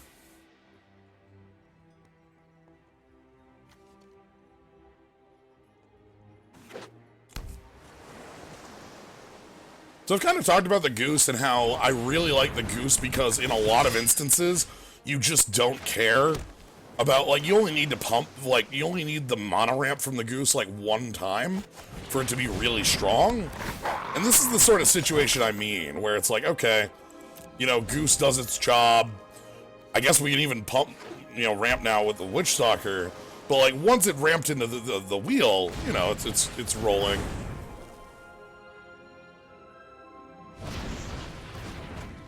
Okay, mill. Sure. Interesting. Blue. White. I guess you have adventure likers? You must have adventure likers. Alright, we just make a food and pass.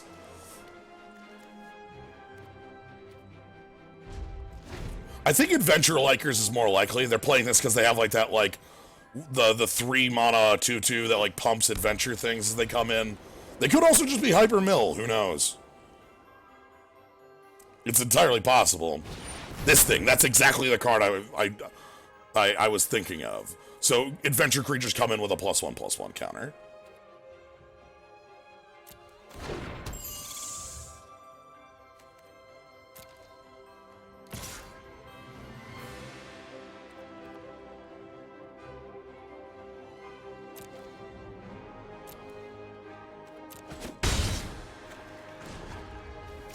Make a food. Cool.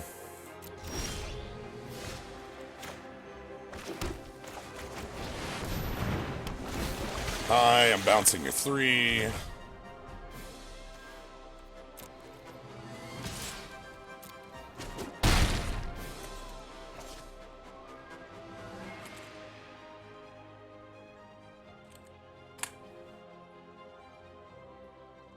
I hope that worked. Yeah, that worked.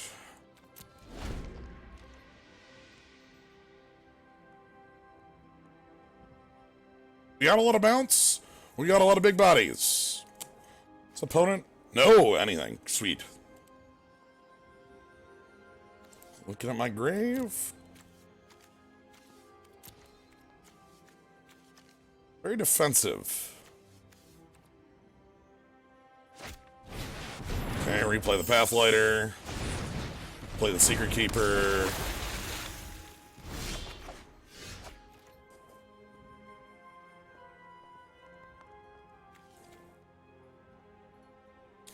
One 5 gets to block all my stuff.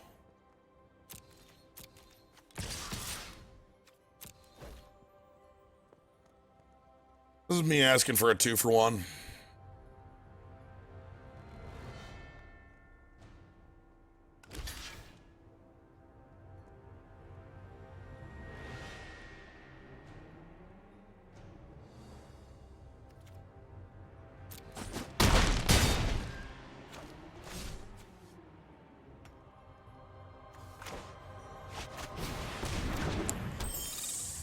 We're going to go ahead and leave it, not play the Acolyte here, so that I can leave up, turn into a pumpkin.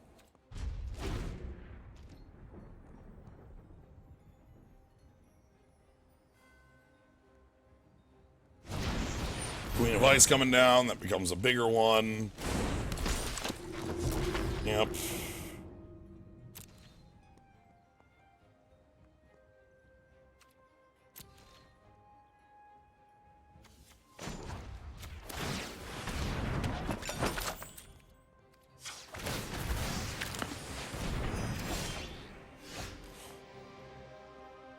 Okay.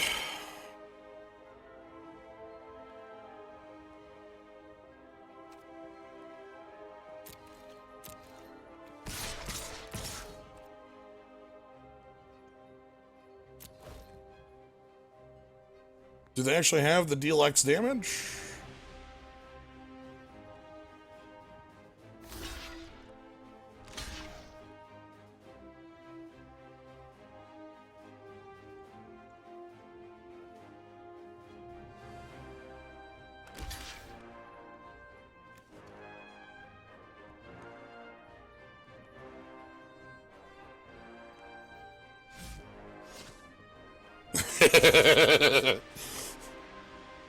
Gotta think deeply on this one.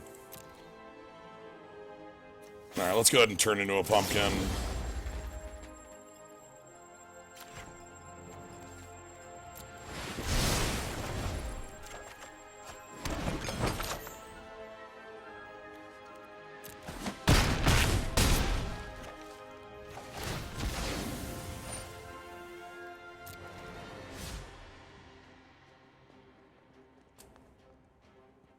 Okay.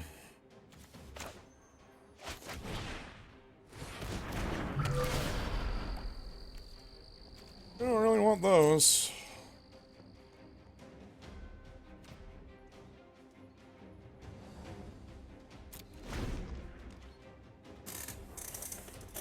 Okay. Oh, all right. It's a 3/3 flyer. That's good. It's a good card. I assume you're gonna play a creature on the ground here too. You know this card's really powerful? Just thought you should know. If you didn't already, like... Card's like pretty good. And I think we just want to ship it. Like next turn I can just like use the spinning wheel, tap down enough things, and make this game ours. Opponent's at 6, we don't need to hit too much more to be able to win.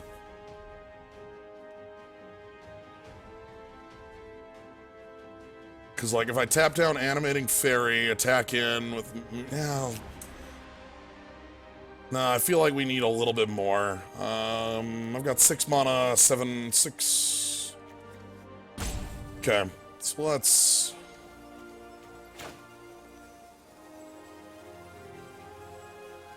Let's play the Rosethorn Acolyte. So I actually think I need that.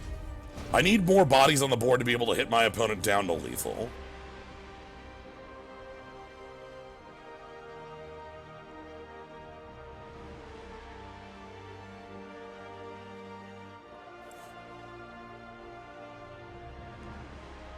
Depends on what they do. If they break too wide of a board, we'll just draw 2.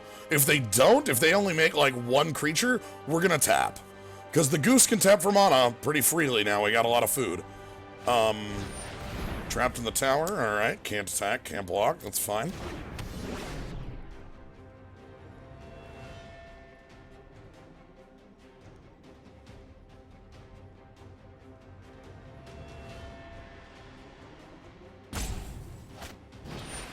And a Youthful Knight. Okay, so if I go... So if you want to attack me, go right ahead. I'd love Animating Fairy to come in. So let's do some math. If I tap down Animating Fairy and Merfolk, Secret Keeper, and a Youthful Knight, I get in Pixie, this, they go to... Not quite enough to die? Not quite enough to die.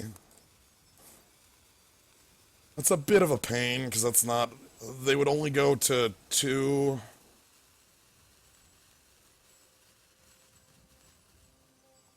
Wouldn't be using much.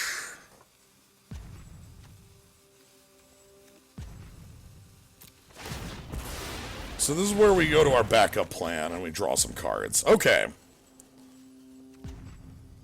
So the backup plan looking mighty strong here.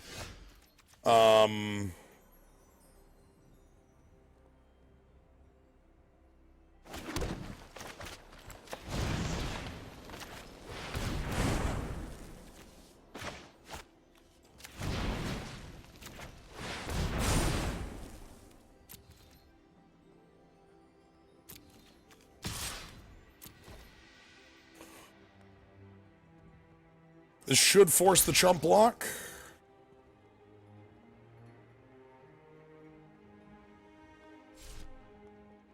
No. All right.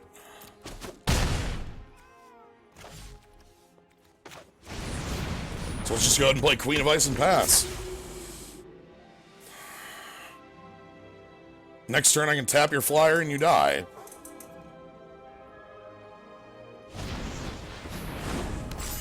Oh, damn.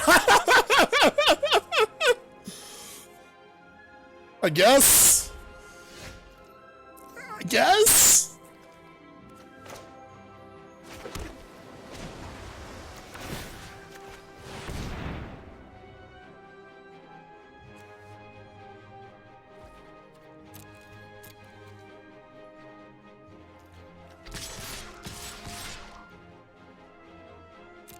So this feels pretty safe.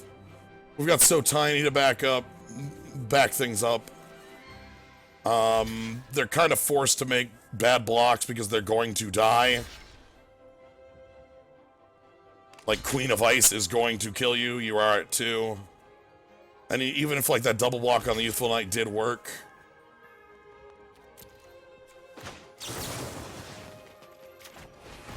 Like, it won't. They're gonna kill... Ah, So Tiny. No, so this makes sense. This double block makes sense. First strike, they kill it. But, you know.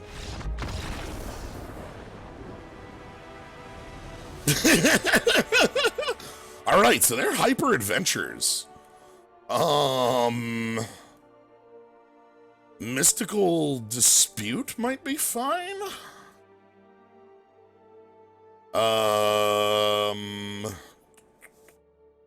don't think the Secret Keepers are what we want. They had a lot of, like, evasive creatures. Mystical Dispute, though, seems like a reasonable card.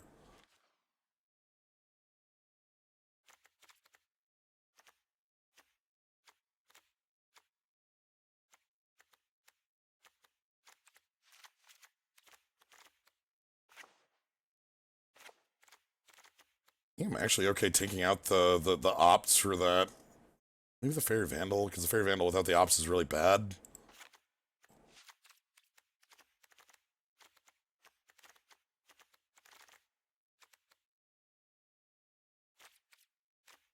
Okay.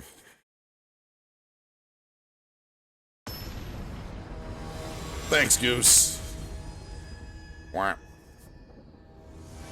Wah.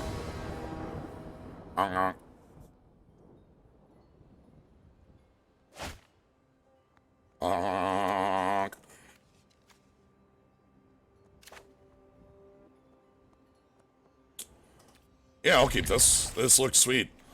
On time, Fierce Witch Stalker, Mystical Dispute to make things more mystical. Okame Adversary as an attacker. This seems nice. I like how aggressive our hand is here. Turn into a pumpkin to stop their pacifism from working.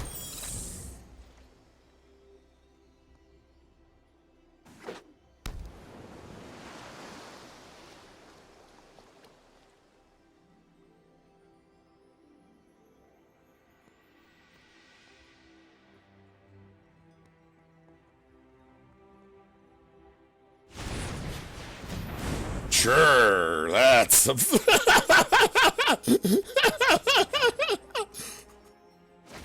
well played. Like, whatever.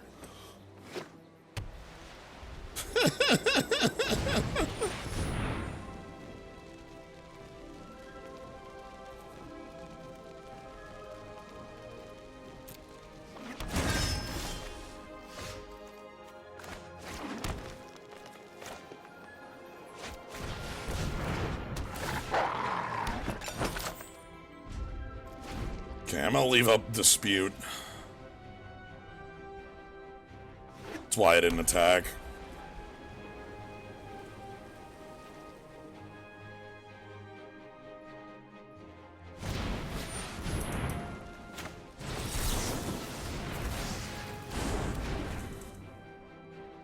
Yeah, if I would have countered the adventure, I would have killed the creature. I just didn't care about the creature.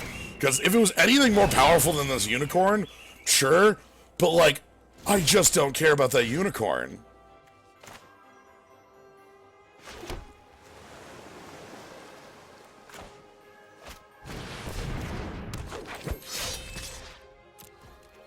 Like, it's just such a nothing.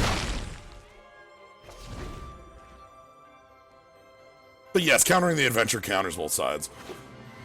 Pumpkin can target non-land, so we can get our flyer back if we want it. Just fine. Good end step, grab it. They just want a fairy. It's Folio of Fancies. Oh dear. Okay. Alright, alright, alright, okay, alright.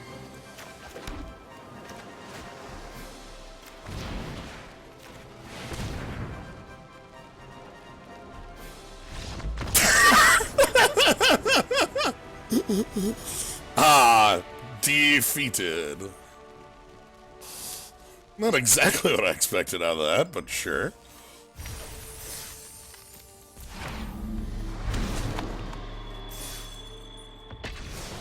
Folio's very powerful, by the way.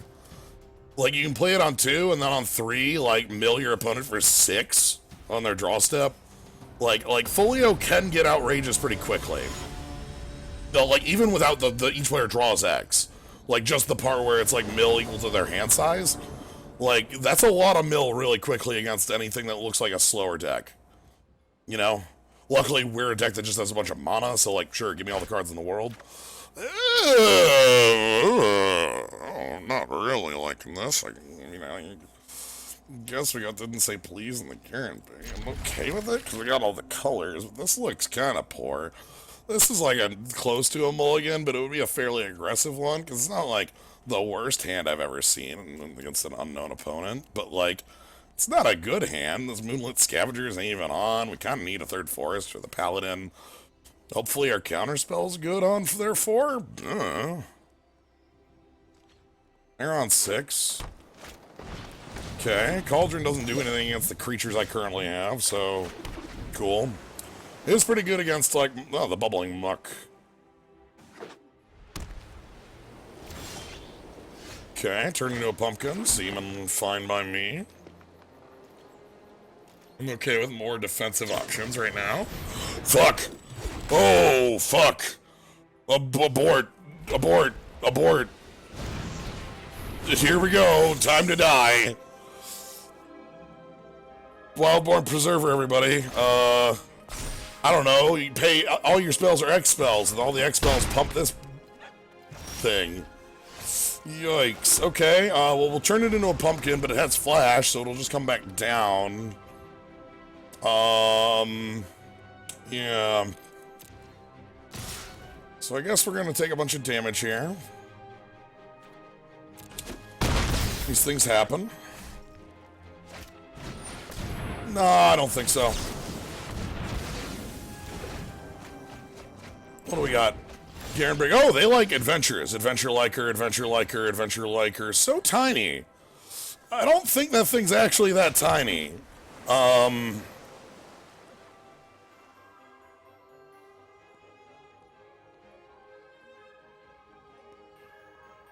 I don't think at 11 life we could play a game that like that, Bulldozer, if I'd, like, hold on to the counterspell. I feel like we would, because we'd be at 8 from the next attack, and then I'd be like, I don't think we can make it. I think I need to do dumb stuff instead. They're off mana, so they might not be able to make it too big.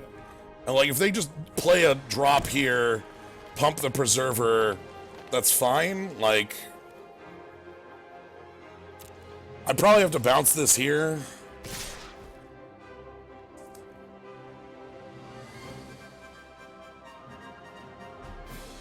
Might be able to wait. 4 cards in grave. Want more cards in your grave so that I can tiny it.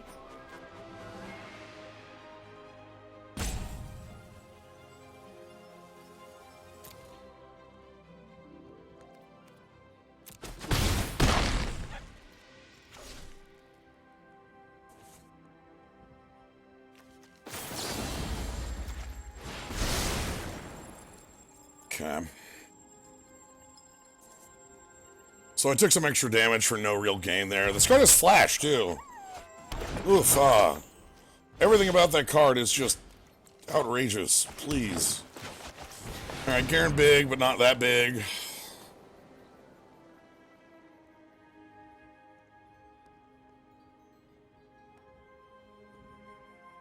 Next turn I can Moonlit Scavengers, bounce something. But again, the card has flash, so... This card is extremely pushed, is everything about it.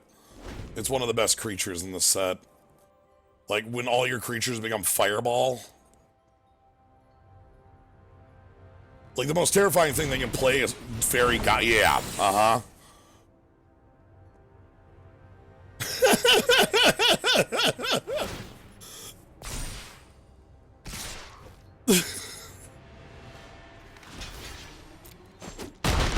We don't have, like, good removal for that.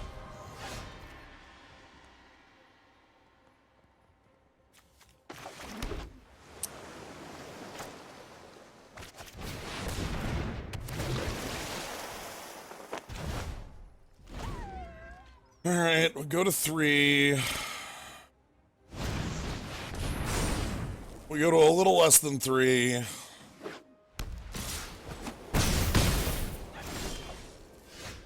Okay, we got a food, we got...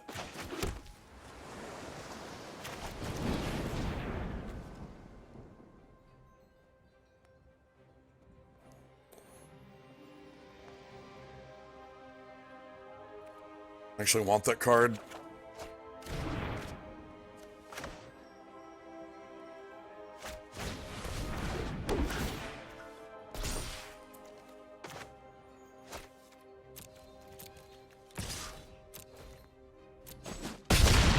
So, what I need is them to waste their time on Bubbling Cauldron.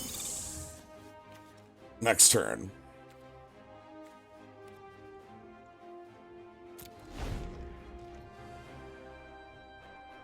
So burn this with your Cauldron.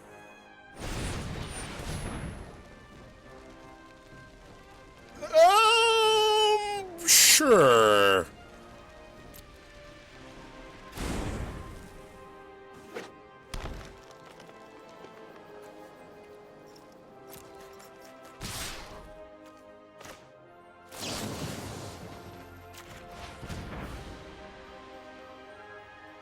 So we know their hand. It's Wildborn Preserver and Ardenvald Tactician. Eat a food. Don't die.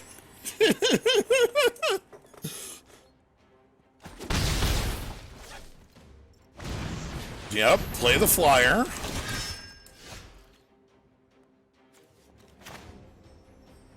I get to opt again. Okay, so this is part one. I need to hit, like, so next turn I'll go to one on this next attack. Oh, God. We're gonna opt end step so that I have more information. I might still be able to win this, is what I'm saying.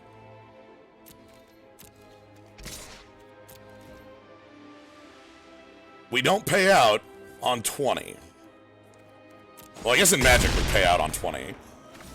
But, you know, 18 isn't a good enough hand here. You're gonna have to do better. So they can kill my Pixie. Float blue.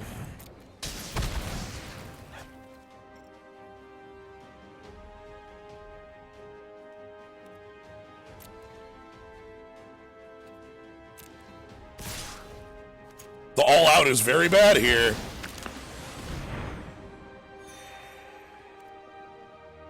So I go to one. Their hand is Wildborn Preserver, which will chump block.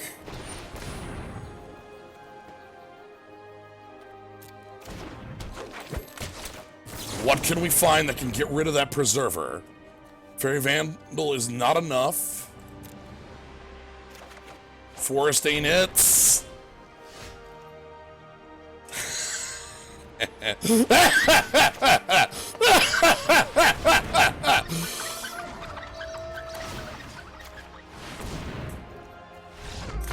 Boom shakalaka.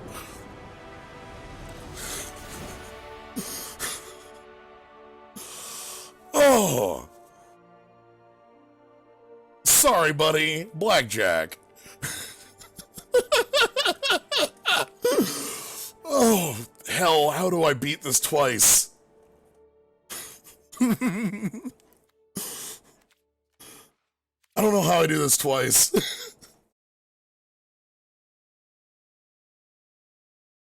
Every part of the buffalo, too. I need every mana. So, again, I want you to know, there was a point where I considered a concession, and then, like, went through the mental math of what the next 4 turns looked like, realized I was attacking with a 6/6, and decided, you know what? There is a way to win. It's there. I know it. All right, let's just roll it back. They won't draw the fox this time. It's fine. Yeah, what a good game. I'm feeling really good about that. I could lose the rest of the match. I could lose every match from this point on and not care.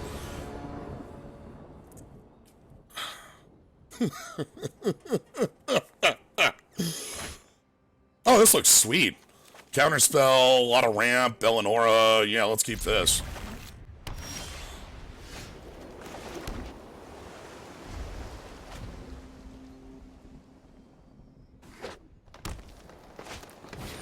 Youthful Knight.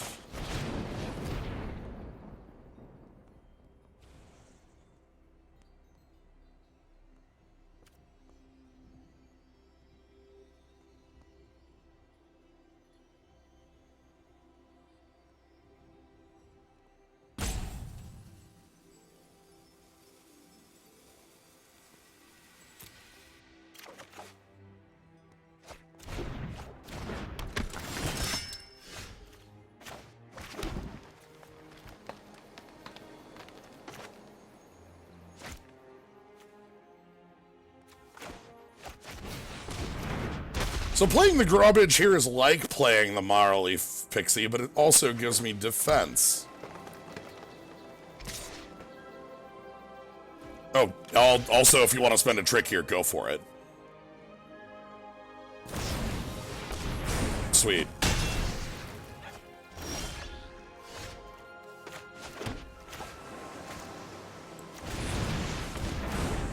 Don't much mind their trick being gone for that. Okay, they can 2+1/+1 counters and then attack for 4. It's probably the best they got. Next turn I get Eleonora at 4 or 5. Fierce Witchstalker, alright. Ooh, that looks good. Another thing I can do here is I can play Pixie and leave up.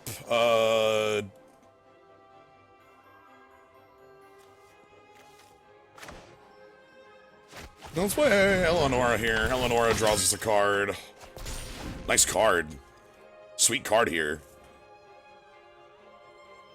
A+ would draw Ocame Adversary again.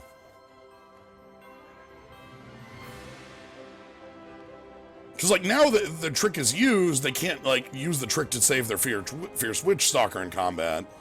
Which is, like, a more relevant thing, you know?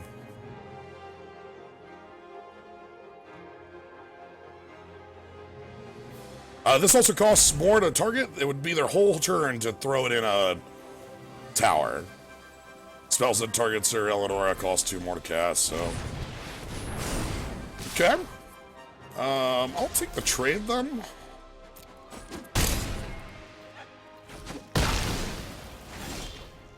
The only thing I don't like about the trade is that my Ocame is at full again.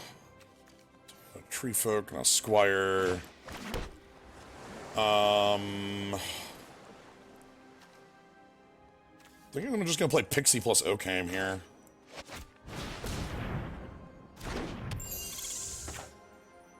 Next turn we can tap down the Youthful Knight, call it good. I don't care about taking 4. We're at pretty high life total right now.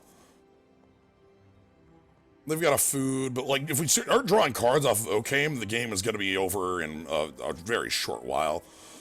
Is that all spells your opponent's cast that targets Sir Eleonora. So, no blocks. We're taking 4.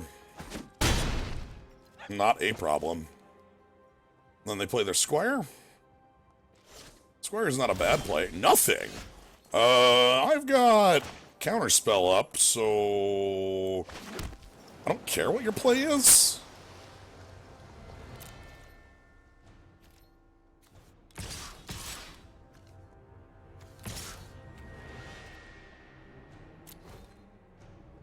Well, you know, I just don't care. You're clearly leaving up a trick, but, like, I'm holding Counterspell, so...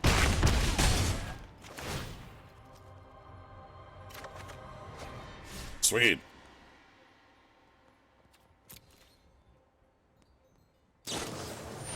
Hell no! Absolutely not. Illegal.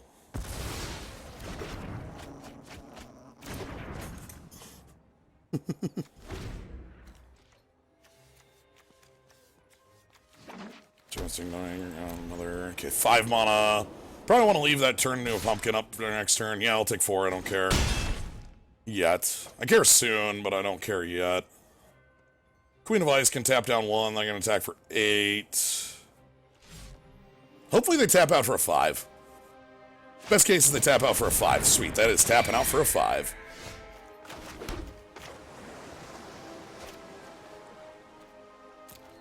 Ahem.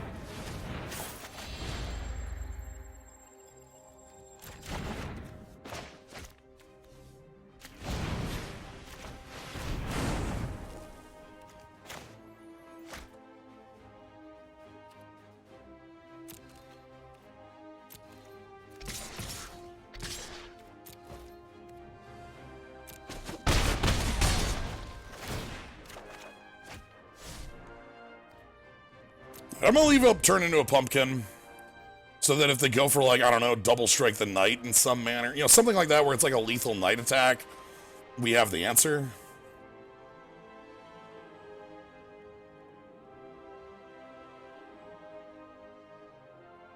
they attack with the knight and just hit me for 4, I'll take it.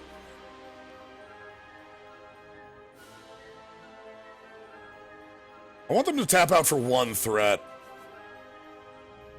And then we can just play Tree Folk and win.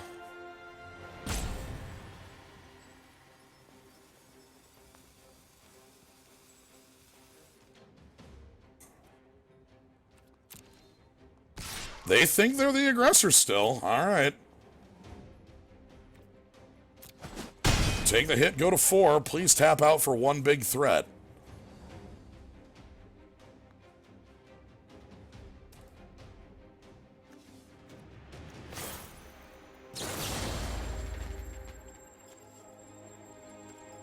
Hold on.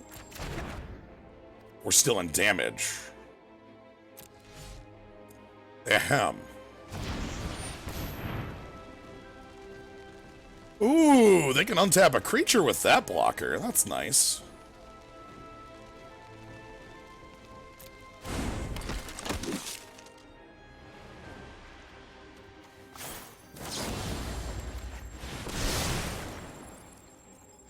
So I can't actually bounce their Silverflame Squire because it has untap. They'd be able to use it to untap a blocker and stay alive. A funny sort of endeavor there. Okay, I can Frogify a thing. Can make more food.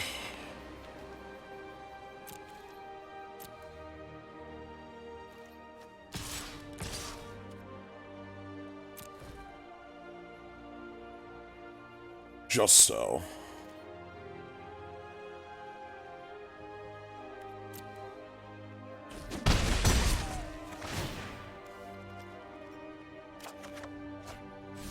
Alright, I'm gonna go ahead and play my Witch Stalker then.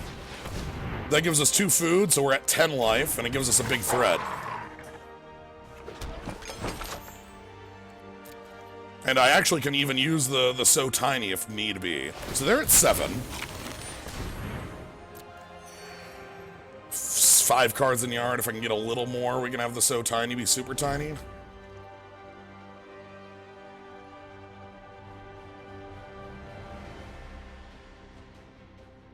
If you say, please allow me to cast X, you can't use you didn't say please. It's illegal.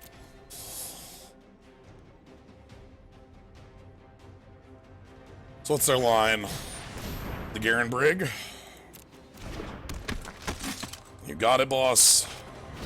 Youthful Knight. You also got it, boss. Is that Griffin coming in? I would like the Griffin coming in. Weird pre-combat. Just play a 1/1 flyer? Not gonna jump?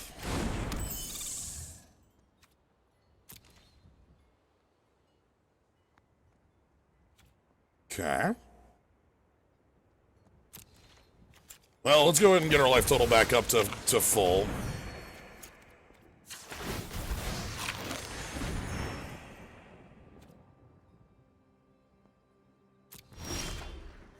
Okay. So if I go ahead and play Twinvale Treefolk on the Witch Stalker, turn the Griffin into a frog, attack all out, what happens? If I do that, I get 6. That's probably what I want.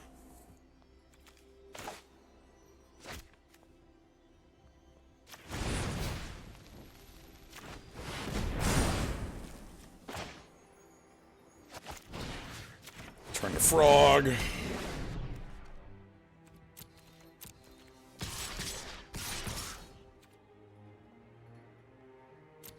Combat.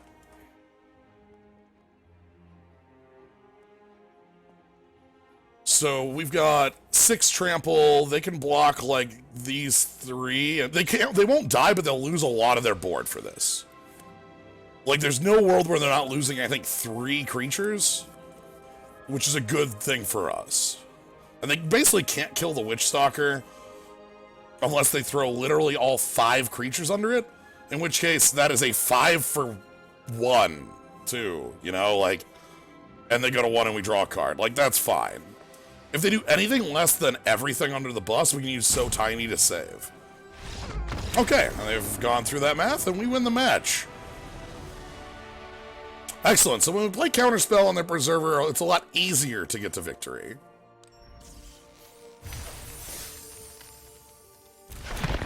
Ah, Taskmaster. Alright, 4-0. This could be the final match, or we could have one more frog.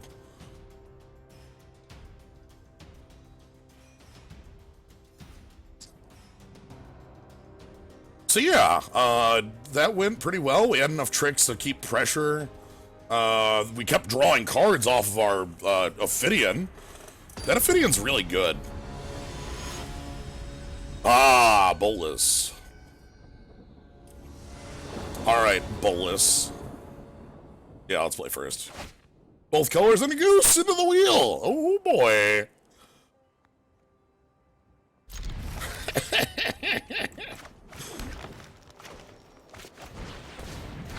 Honk.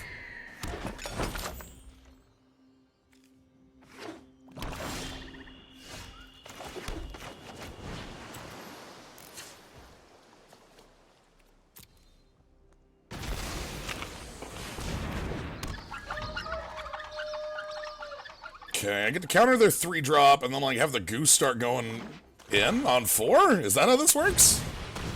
Okay, I don't like a lifelinker, but... Wait a minute. Wait a minute.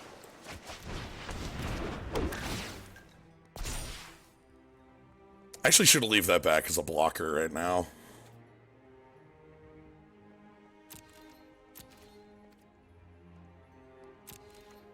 It's smarter to leave it back as a blocker right now.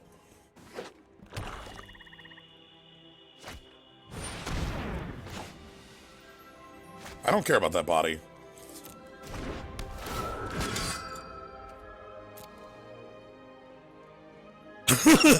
Throw a spear in river.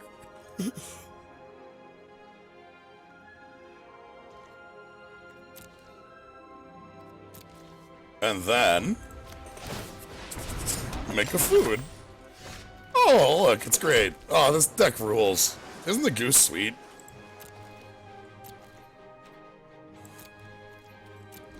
So we get to leave up didn't say please and the goose. They probably grabbed their second color off the top. Wow, no, just a land there, okay. Irrelevant, we have the goose in play. That doesn't do anything.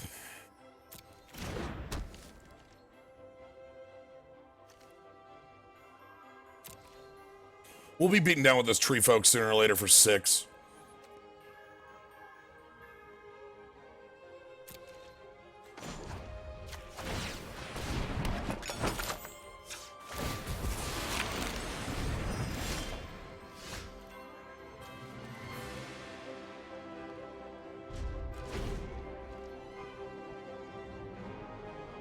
So I didn't care about the Fairy Vandal. Okay, you're not going to be baking this, cooking this goose is not cooked.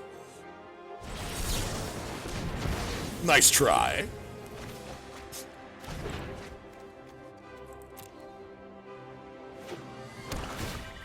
Ooh. The mill backfired. All right, Elite Headhunter. That's really expensive. Okay.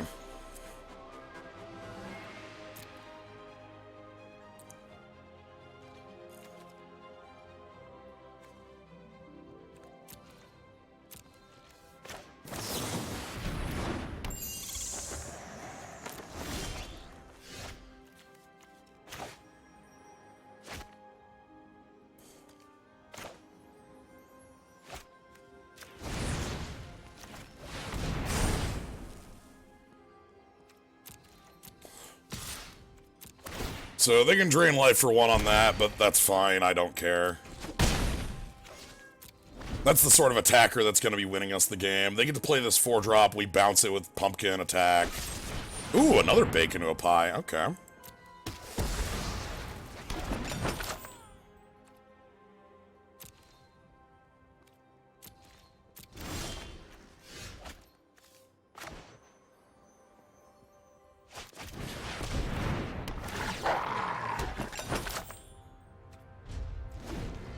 Okay, so again, this thing is just a 2/3 menace with 3 for shock. Forbidden fruit. Sure. So they do have... They've got food. Lost Legion. Again, I don't really care too much about the Lost Legion.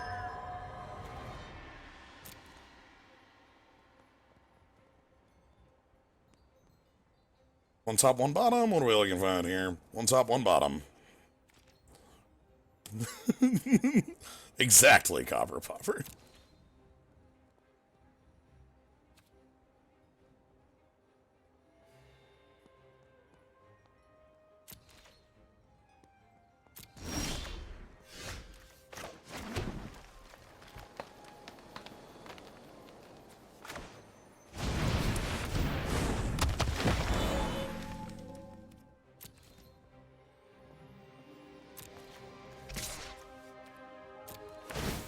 Goose in! 7th land, so now they have the Headhunter with the shock. But, like, what can they shock?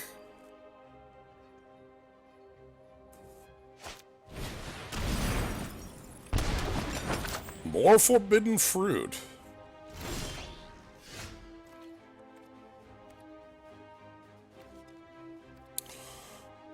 I think we want the Turnvale Treefolk and the Witchstalker in, and then we just use these defenses.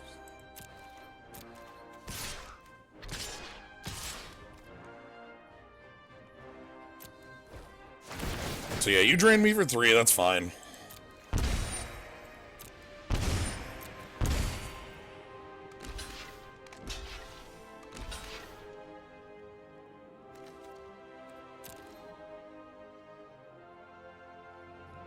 Alright, I think we go so tiny on...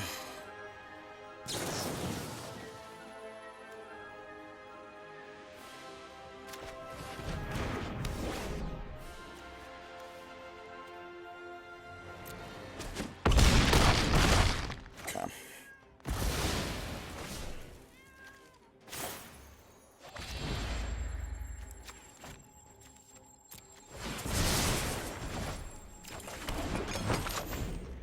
Okay. So next turn, if, like, basically I didn't want them to have double shock available there. Yikes! That's a strong card for their deck. Recursion. Okay.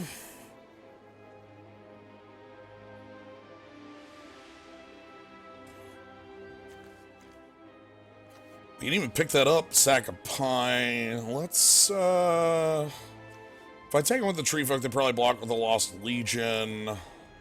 Maybe I want the Fierce Witchstalker to start attacking? I don't know. I might just leave it here, see what they start sacking.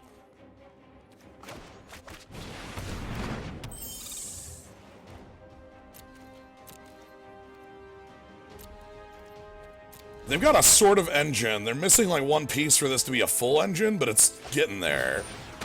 Yep, more Legion.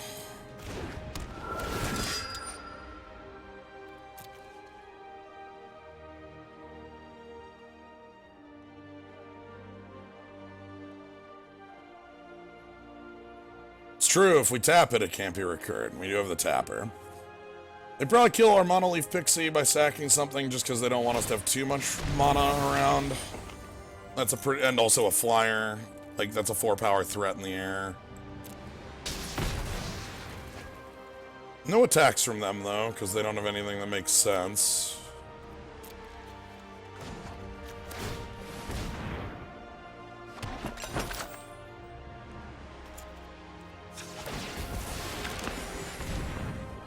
Alright.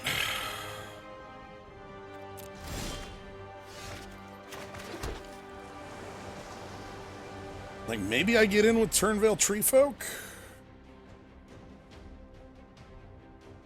They have to 2-for-1 themselves over it, but one of them's the Deathless Knight.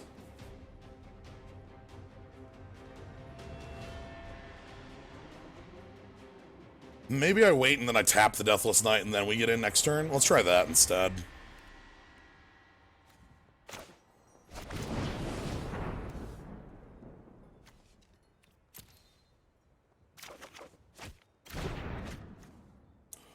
Eleanor is good. I'm not going to play Eleanor here because I actually want to use the spinning wheel tap to tap the Deathless Knight. Love our opponent being mono black. That's really cool. 16 in deck.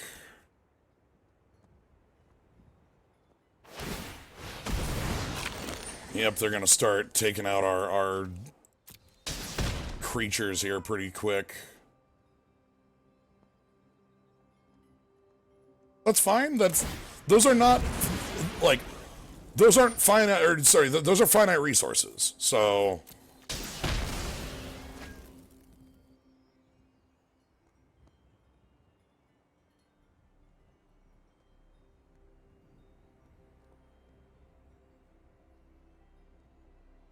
There's this 3 cards left in hand. Oh, Forever Young, Swordmaster, Legion. Okay.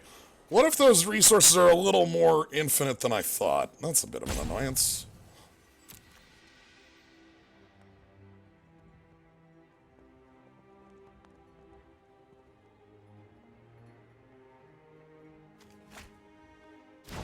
Grumpy Goose?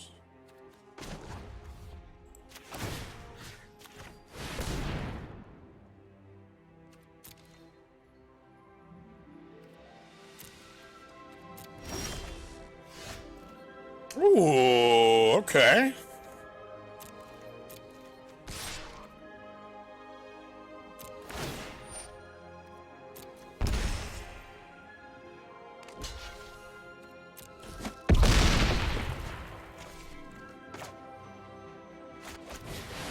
This is actually fairly effective right now because the Headhunter is expensive.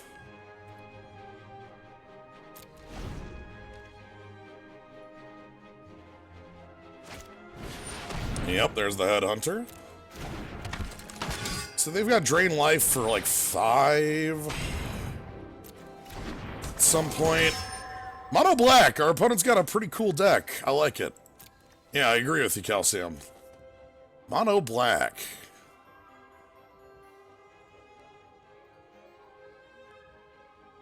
Like, I think they're going to try out-resourcing us, and that's sort of like what looks like the play here.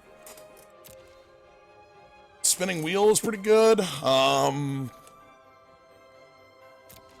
going to keep making food.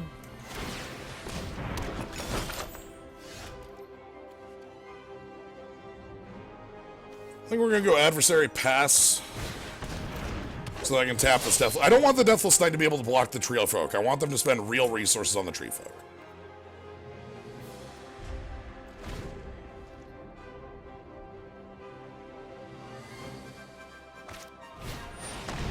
Nice. Lost Legion curves really well with that. Our mill plan might be real against this opponent.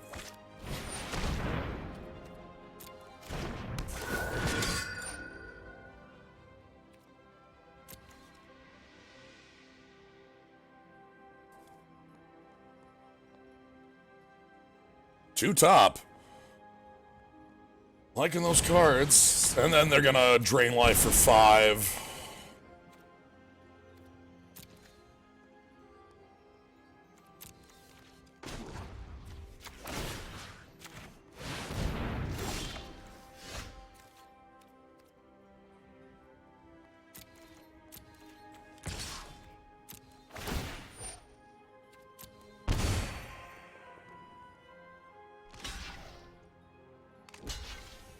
Okay, 2 for 1.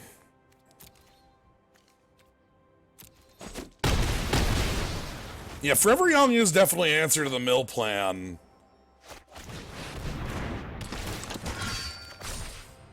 Hopped is a good draw there.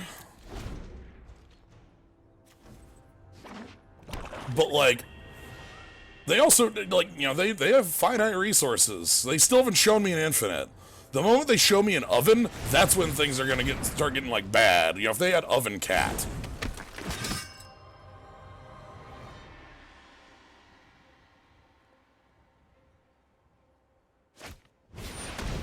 Another Headhunter, alright. This Dark Souls enemy here is, oh, Giant Skewer.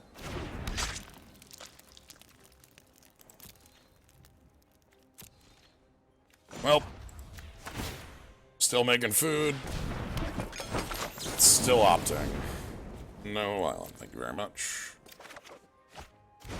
Like the bounce. Like the drawbridge. This is probably a turn where I just tap and eat a lot of food. So these can't go dome. That's part of the like thing that makes them not as great. I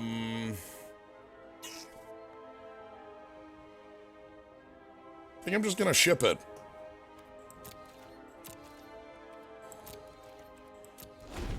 This thing's been doing more work than I expected out of them. That might have been worth the counter more than their like creature on 4. Or actually, I think I countered a kill spell that would have killed my goose. So that could have sucked. Buddy, that's never getting to combat. Like, no way.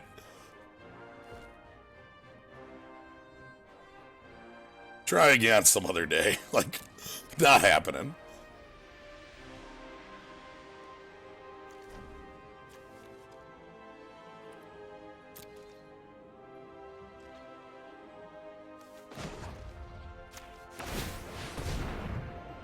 Keep making food.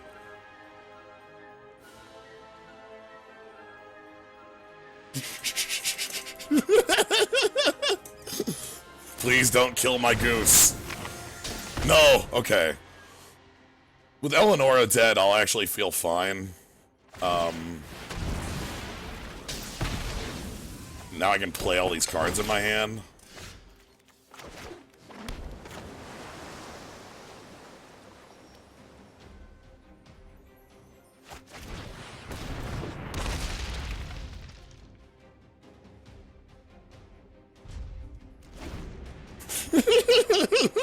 So I'm really liking, Spinning Wheel's been doing a lot for us today. Like, good words for Spinning Wheel. In our deck, we have a lot of mana, so we can just kind of afford it.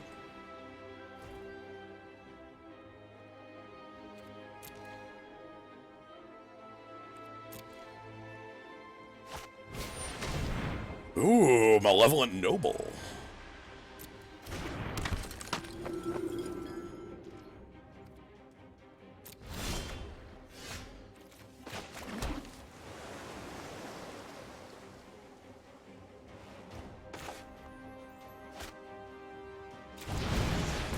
Just keep playing these bodies.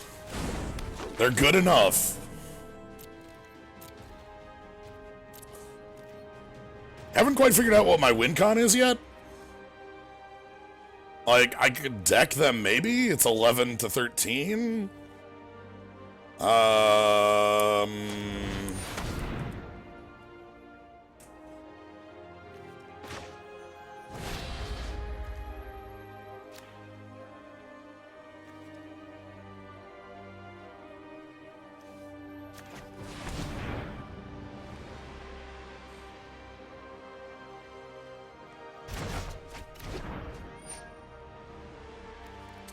I just assume that's lethal. Yeah, 11 cards in the grave. Sure.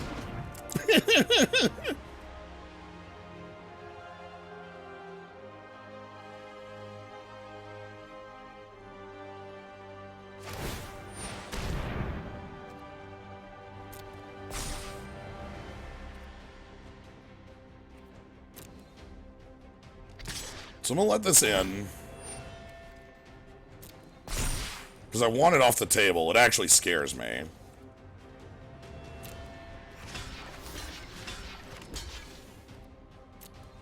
They get a food for this.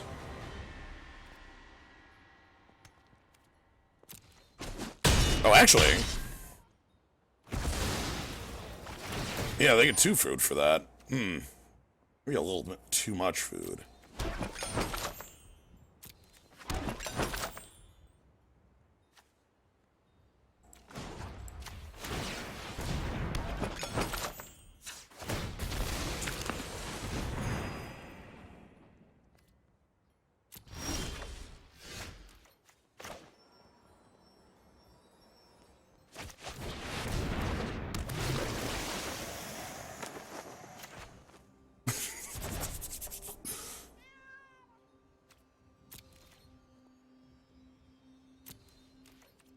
I'm getting hungry.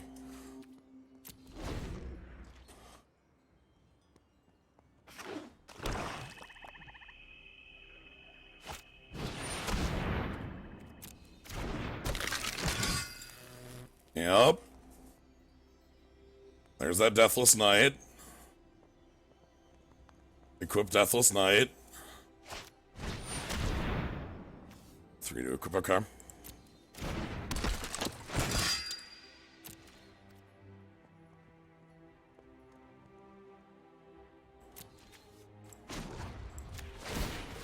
Yep. We want more food.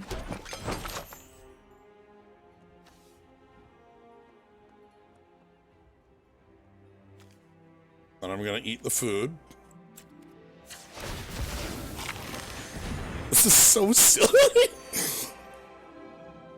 How long can this go on? How long can this go on? Like...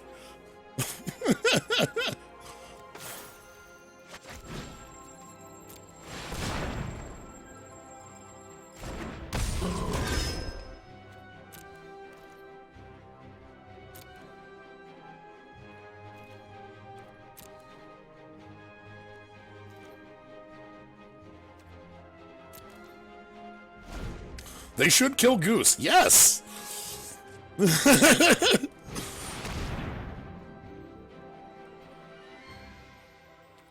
Alright, so this can get through. Oh, not anymore.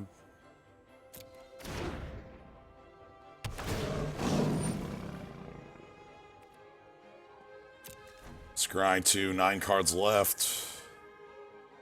Honestly, I'm thinking the mill plan is what we do, because this is a deck where, like, I don't know if our normal game plan is good enough.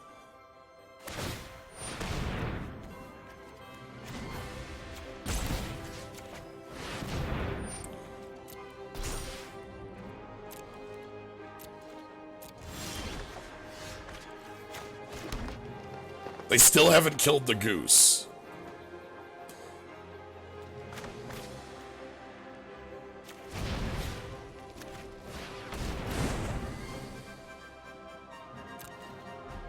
This is one of the grindiest games I've seen in a long time. Yeah.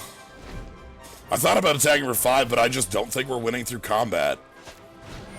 Sir Conrad! Oh boy.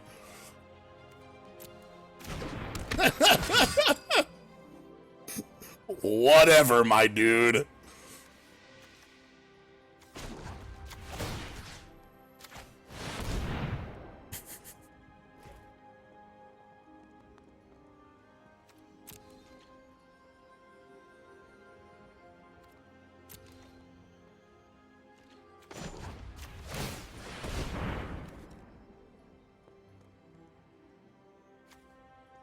Give me food.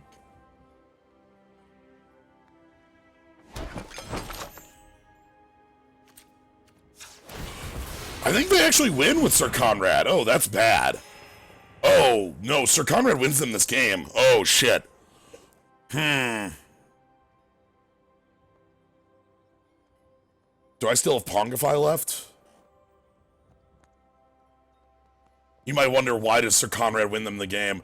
They draw their card, and then they mill me 4. And then they pass, right? Like...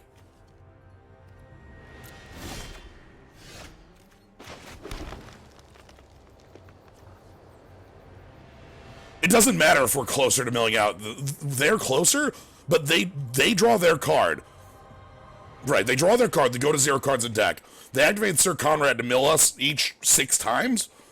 It doesn't matter. The only thing that causes a loss condition is drawing a card, failing to draw. So, we need that. We need Conrad dead. And we need them not to realize what they can do.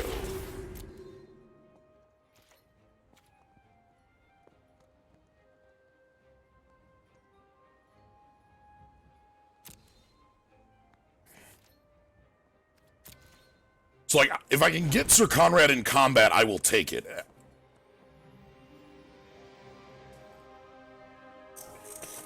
No, Sir Conrad's is 2.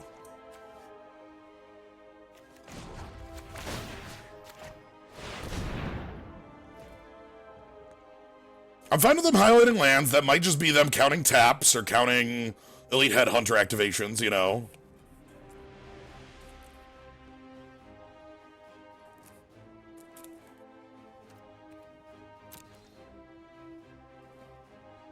So we need Turn to Frog.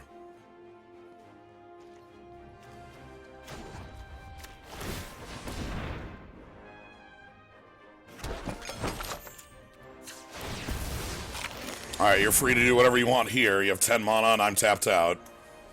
Now to be a killer, time to kill the Goose.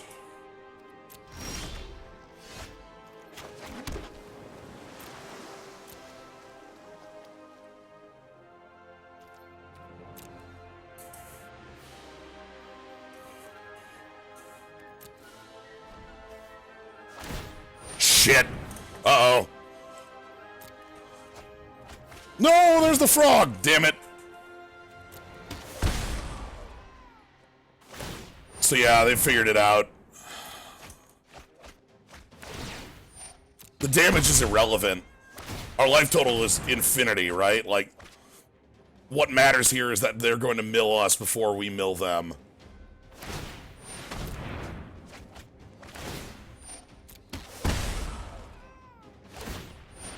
Yeah, because, okay, so now they have 2 cards left in deck, and we have 3. So they mill us 3. They have no deck left, but we can't force them to draw.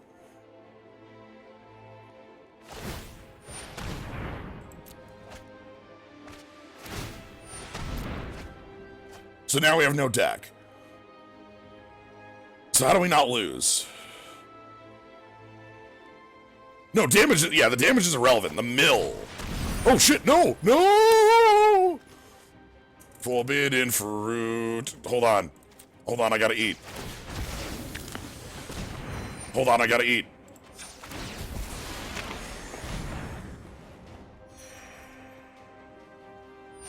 Hold on, I gotta eat. Okay, that didn't save me.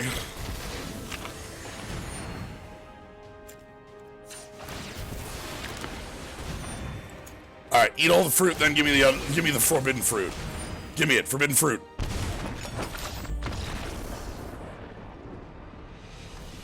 Alright, well that was game 1. Anyway,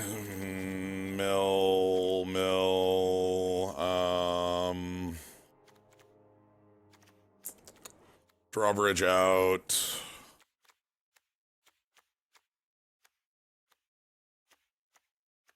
Spinning wheel's really good. Go to 50 cards? Boom.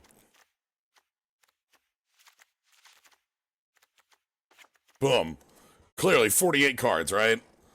How can we possibly lose with a 48 card deck when we go to the mat? Obviously.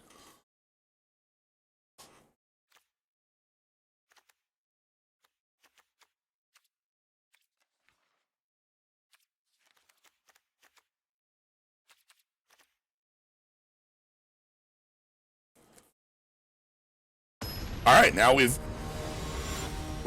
now we are immune to the only thing that killed us.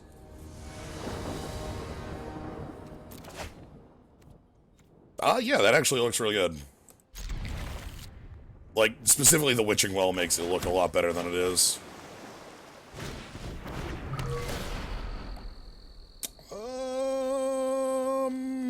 Heck, I like both these cards. I don't like the turn into a pumpkin, actually, now that I don't have the blue for it.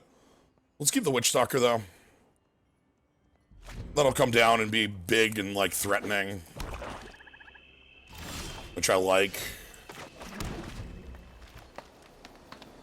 No Goose on 1? That's pretty bad, now that I think about it. You're right, no Goose on 1. Don't really know how we win without the Goose on 1.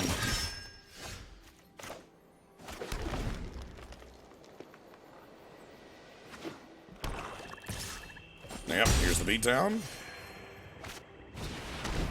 Yep, there's some more of the beatdown. This probably gets baked into a pie. That's what I would do, is bake that into a pie, attack for 6, bring us to 12. No, okay. Not even attack with Bell for 3? Really?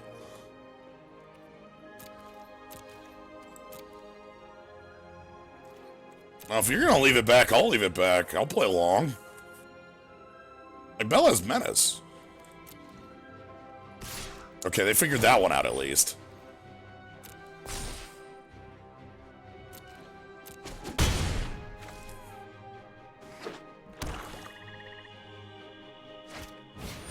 There's that Lost Legion.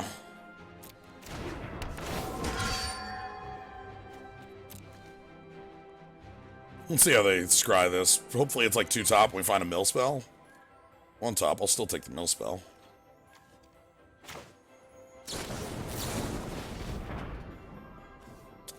Actually doesn't seem useful right now.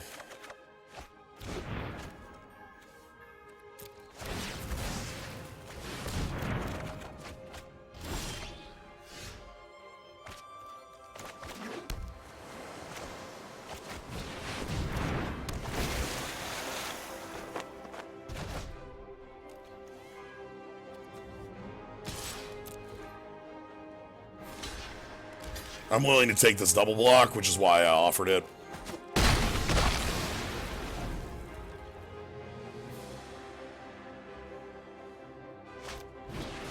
Sir Conrad, okay. Well, I trade with Conrad, so not too bad.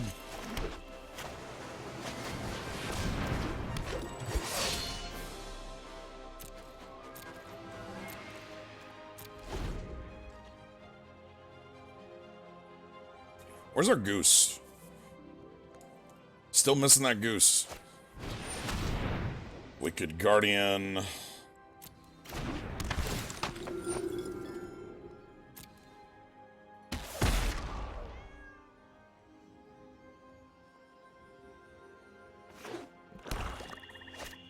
And the Bell of the Brawl.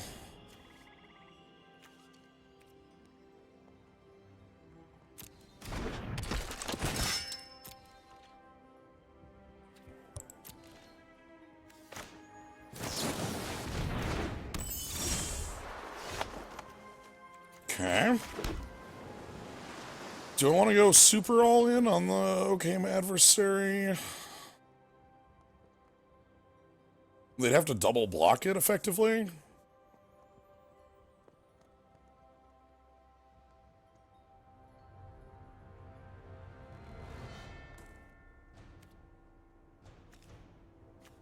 I'd rather get the Okame in, because if they let it in, the fairy starts growing, right? Like...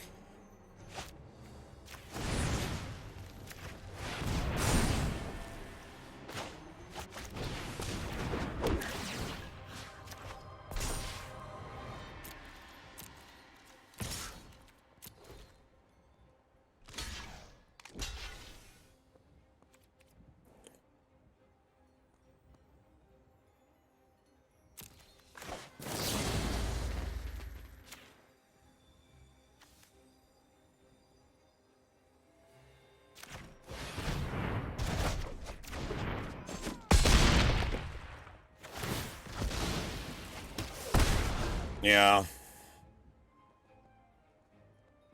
I picked up the Moonlit Scavengers because it has another bounce attached, so I can, like, bounce Sir Conrad and make them skip a turn or something like that. Sure.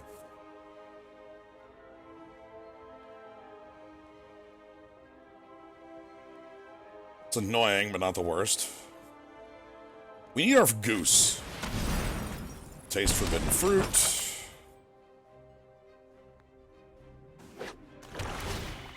And top of deck, the Drain Lifer. Okay. No blocks here. I'm going to take 5.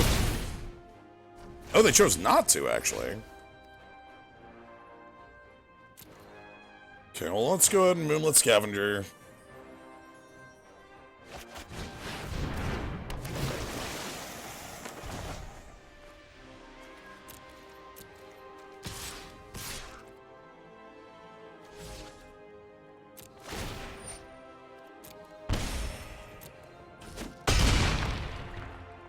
So we're gonna draw a card, that activates the Fae. And it tapped all of our mana. Okay.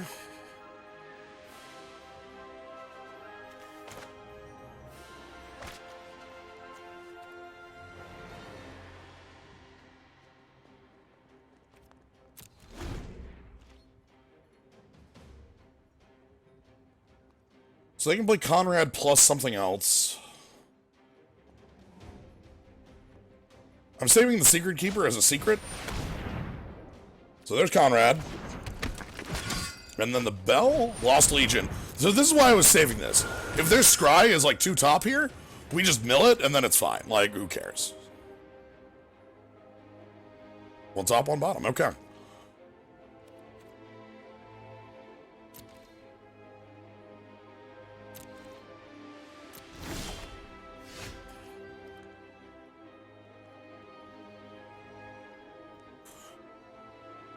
So I can opt, make my Fairy Vandal bigger. Beware of milling with Conrad and play. Yeah, I'm aware. I'm thinking of how much I need to go into combat here. I think Occam Adversary needs to go into combat. I don't know what else needs to, though.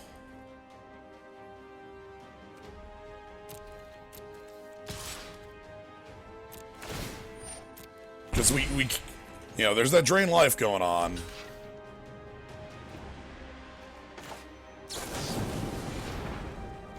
I don't want Garen Big here.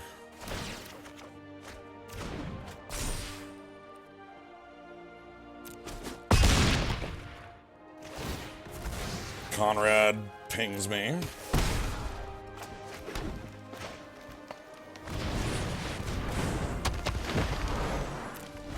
I'm gonna leave up the food. There's Bell.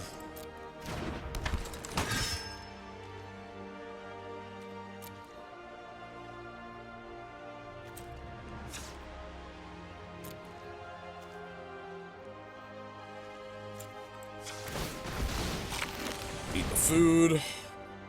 Do they mill in response? Or maybe they eat something into a pie in response. Okay. This is starting to... Conrad is kind of has my number here. How do I answer the problem that is you?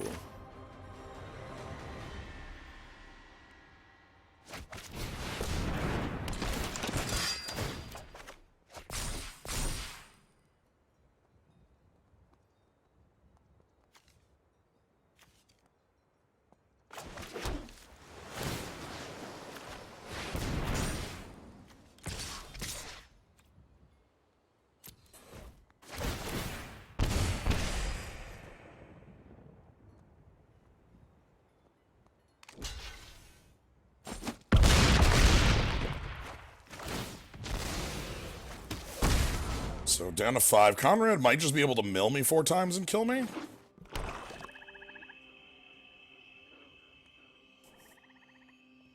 That's danger mode. Certainly doable. 6, 7, 8, 9. Is there an X spell?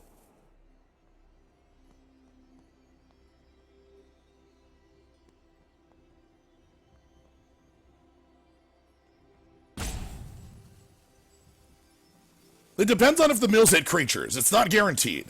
Because they have to hit creatures in order to deal damage. It's not just card goes to yard. It's creature. So, like, if he mills 4 times and whiffs... Like... Oh, shit! Oh, no! Uh-oh!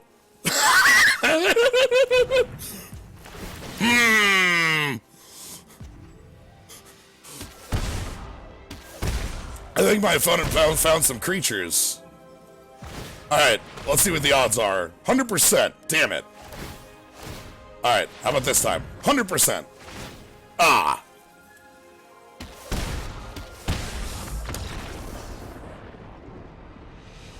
Alright. Alright, Conrad, well played. That is a pretty good card for that matchup. Let's go to our final match of the night. Mono black. Indeed, Tallow.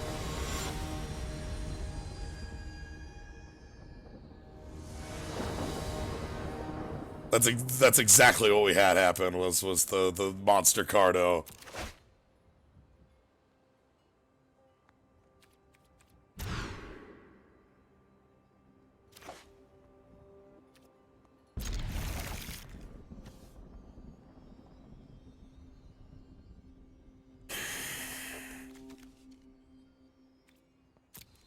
I'm keeping this on opt.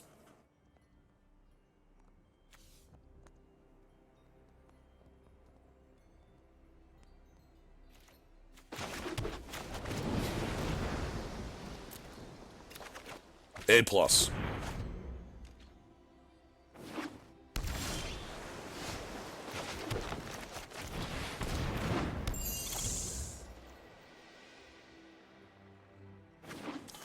I'm gonna draw a final land here. I get my Witch Stalker on time. And by on time, I mean turn 3. Just like on time. Similar to on time. I might even get my Garen Big Paladin on time. I say on time in air quotes. Yeah, I'm kind of kicking my opponent's ass with some aggro in this game. Hell yeah. 11.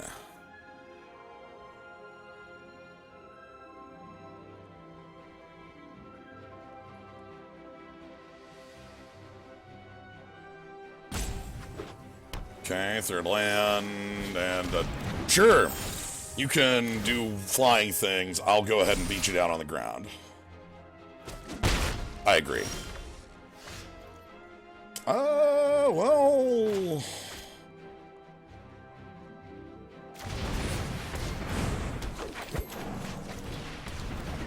that gets me there.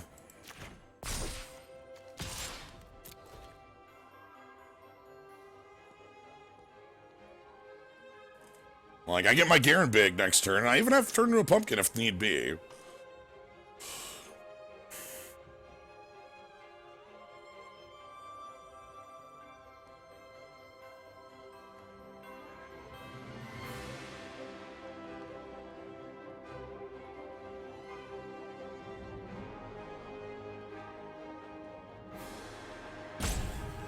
This has trample too, so...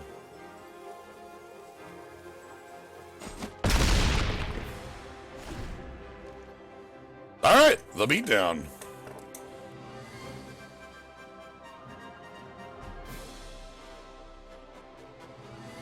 Oh, this thing's summoning sick. It can't be tapped.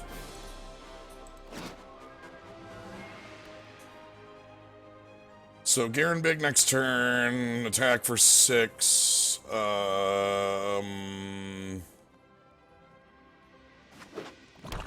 Hopefully they don't, like, I don't know, I guess they can bake it in a pie on my Witch Stalker.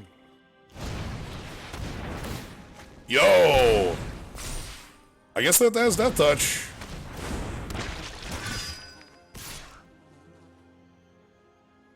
It will be a 1-1 with Death Touch.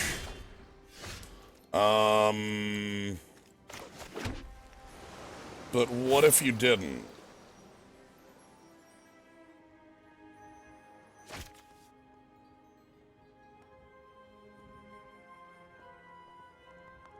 Yeah, Summoning Sick applies to anything with that tap symbol on creatures.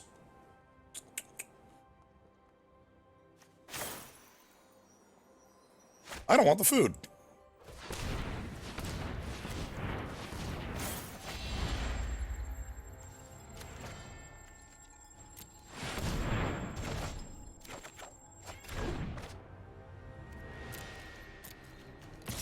Because I want the beatdown right now. I want to put my opponent on 3. Or as close to it as possible.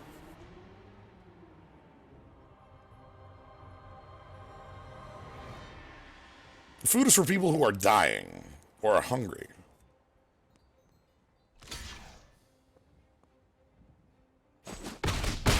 Alright, put him to 5, and we got a 6-power trampler up our sleeve. They could cycle that thing again. I did bounce it, so they can recycle it for a draw card, but... Okay, Queen of Ice.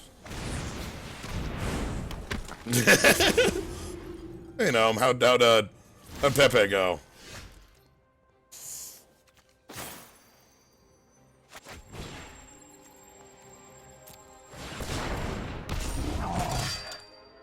Pepe.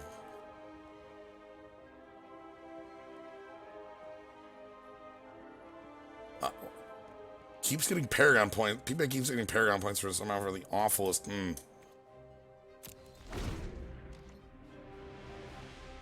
Okay.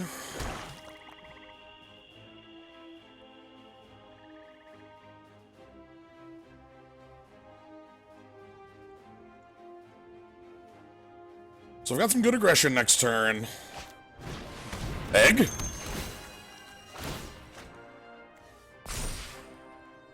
Egg plus Fairy Vandal. I think it's +1/+1. Gains you 3. No, I think you're stuck choosing Adamant if you're, you know, not able to Adamant.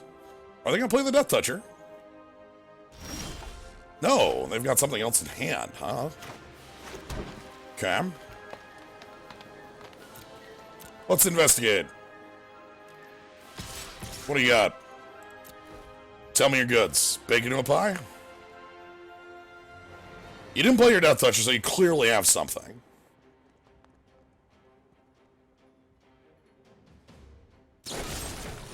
Bacon to a pie, alright. But you can't kill Garen Big. You gotta chump Garen Big, in fact.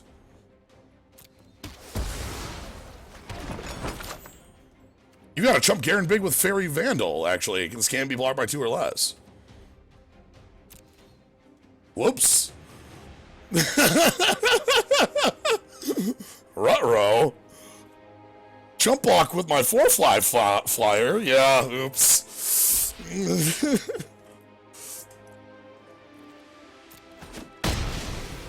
Yeah, that sort of hurts, don't it? Alright, we're gonna go ahead and play Fairy Vandal. And then we're gonna place Ellen Hora, which will draw a card, make Fairy Vandal a 2/3. Nice, and that's some more card drop. We also have the Halberd to hand off to our flyers. We can try to get lethal. They have 11 health if they tap out for some health. The Garen Big Paladin is good at getting past the Foulmire Knight, so not a problem there. Yeah, it was pretty, like, once they noticed what was going on, it was like, oh, whoops. Yeah, chump block with my win con. Mystical Dispute. Take out the Fairy Vandal in the opt.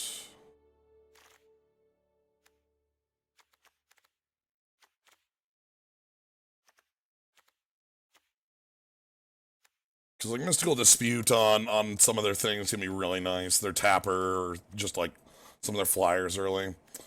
Alright, can we have one more Goose game? We could have one more Goose game, I don't know. I don't think there's any other changes I want to make here. We already used the build plan. I don't think that's what we want in this game matchup. Our opponent's too creature heavy with flyers. We already had a success with the mill plan, so no reason to force that. Let's just see if we can get our 5-1. Come on, Goose. Counter spells forever, huh?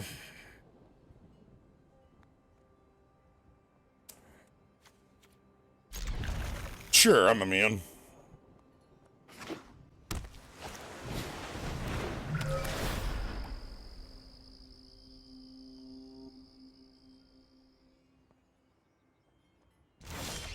Completely invincible with these with Mystical Dispute and didn't say please. No way anybody can stop me.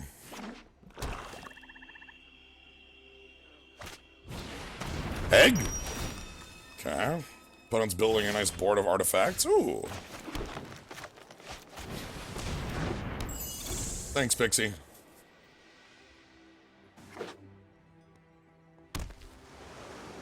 Tap it. Yeah, tap it. And the Cauldron. Oh, wow. You got a lot of ways to make that not happen.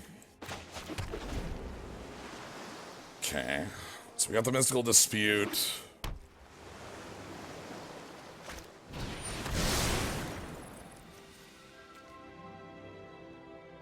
That's Adamant.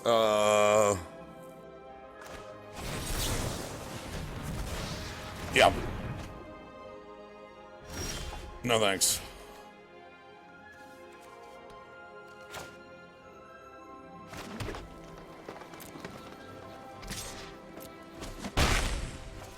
So I'm gonna try and make them spend the Scalding Cauldron on that instead of my Okame adversary. Queen of Ice is fine. I don't really care too much about that.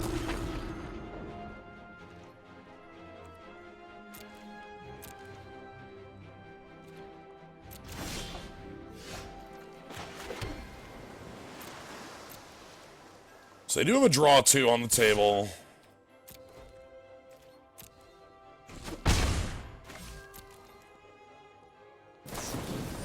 Sure, opting here is fine. They have a lot of these, like, one-off draws. Scry top, they like it. Okay, something real's coming down on 5 here, maybe? You didn't say the magic word.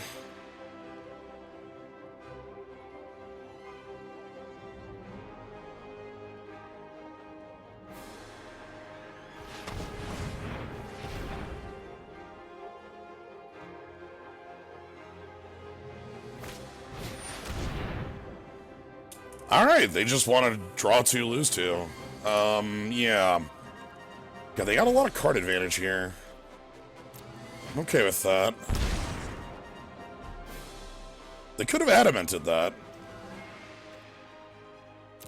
They chose not to. They tapped their mana very kindly there, so clearly they knew what they were doing.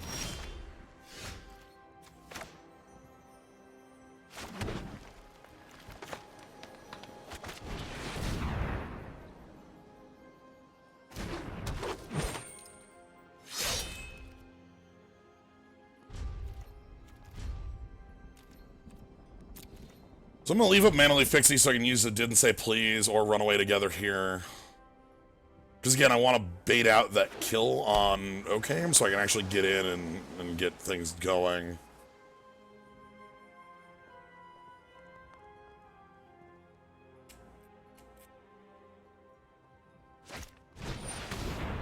Actual kill spell!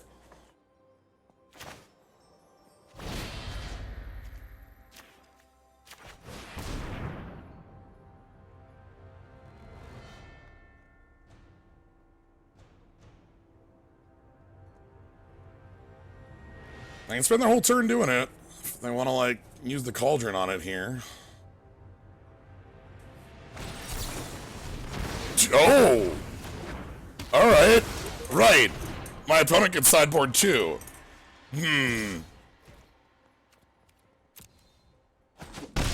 Indeed.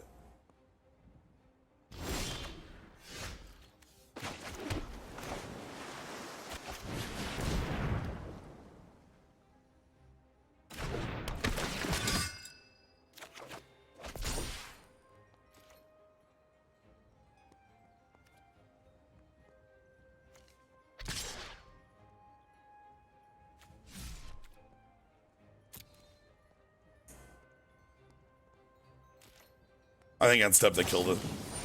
Okay, Fairy Vandal. That's fine. Again, I want to counter the things that would kill Eleonora here. And we can just bounce the Fairy Vandal before it gets to when it gets out of control. So they have a draw 2 on the board.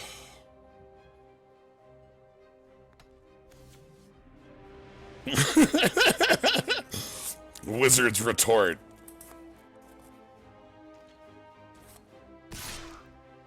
Yeah, I'm not falling for that, thanks.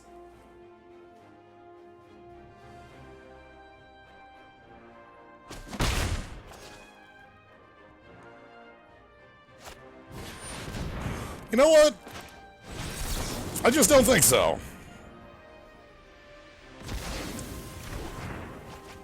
Two lands and another Tomb Raider, okay.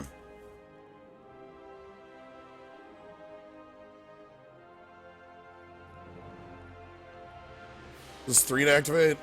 3 to activate. 3 to 30, 3 and 3 damage.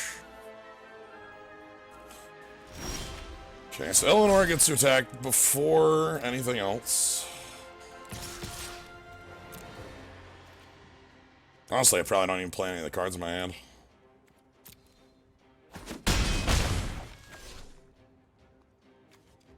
So that creature doesn't untap.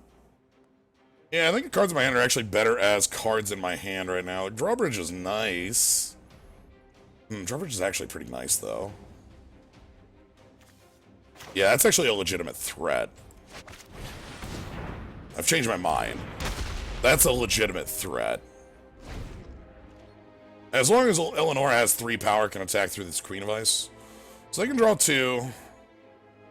Which I'd be fine with. That's tapping out for most of their turn to get Fairy Vandal up. Yep, that's fine. Fairy Vandal up.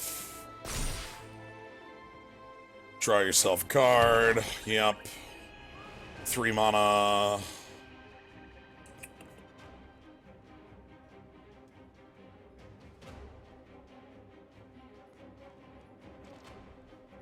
The Fairy Vandal coming in? I would assume not.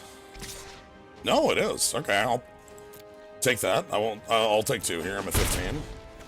And your follow-up? What's the follow-up? Queen of Ice as a creature.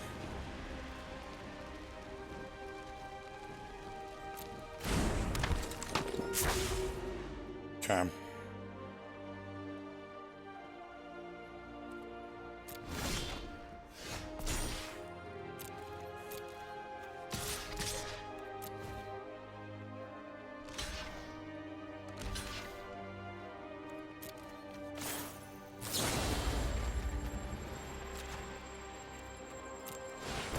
Definitely gonna play Adamant on that. That's a good card to have. That attacks really nicely and can haste. Ooh. Dangerous. So Eleonora will tap down, won't untap.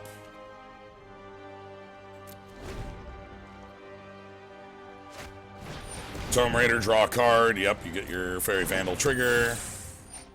That's pretty good. You probably also tap my Monolith. My Mara. Sorry, I keep thinking these are Monoliths, not Mara Leaf. Okay. Fairy Vandal in for 3. We go to 10. That is okay. Then post-combat, tap down my Mara Leaf and play it?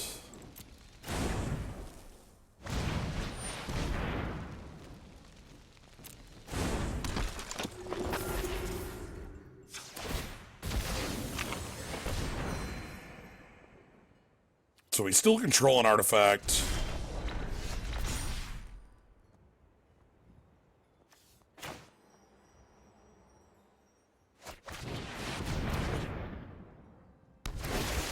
So we're gonna bounce their Fairy Vandal.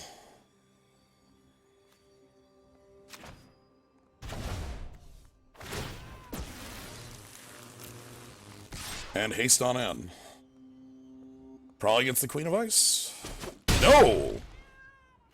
Gets them. Okay.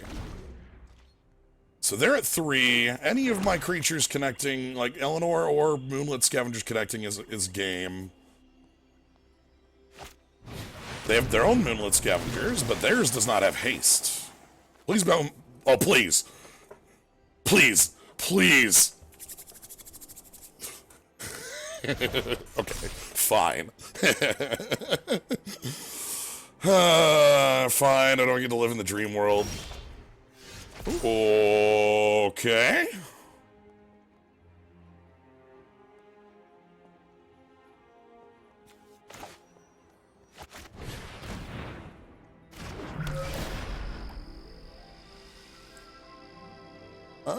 Like that spinning wheel. That actually might be enough to win the game in the long game here.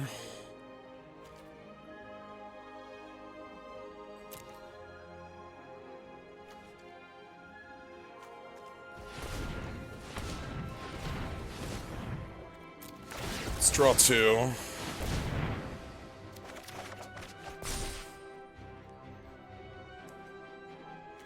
Go ahead and play our Pixie.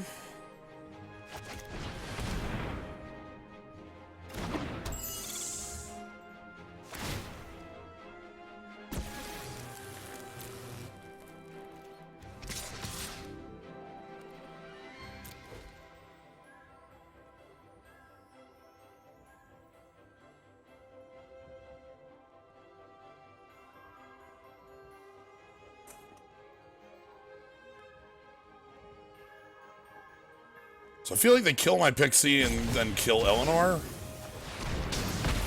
with their Moonlit Scavengers, or maybe the Queen of Ice. Nope, okay. Direct trade. Direct trade is great. That means I can start playing these cards in hand. I've got Moonlit Scavenger.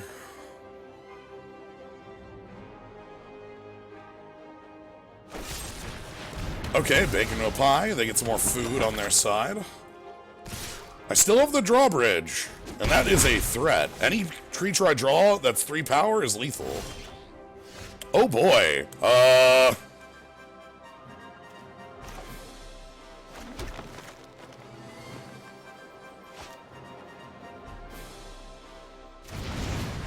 Hello. So they have to eat their food or chump block with fairy.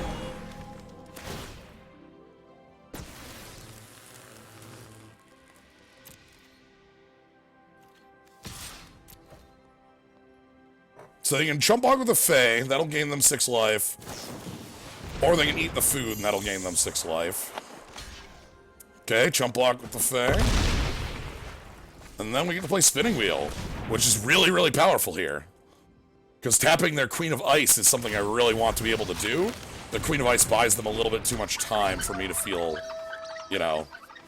Okay, 1 card left in hand.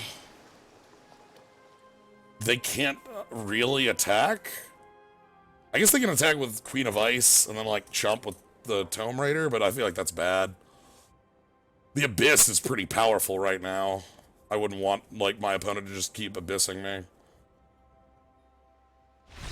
Yep, that's it. All right, that is our 5-1 with our powerful, Power of the Goose. So our ramp deck, with not a lot of ramp targets, but got the job done. Hey, Johnny's Pride Man, how you doing? Yeah, the wheel complicates things very quickly. So, all right, turn 3 4/4 happened a couple times because we had 2 copies of the fairy and the goose. Let me check this mastery tree. We got 2 orbs. So we can almost get to the Murderous Rider, which is the one I'm after.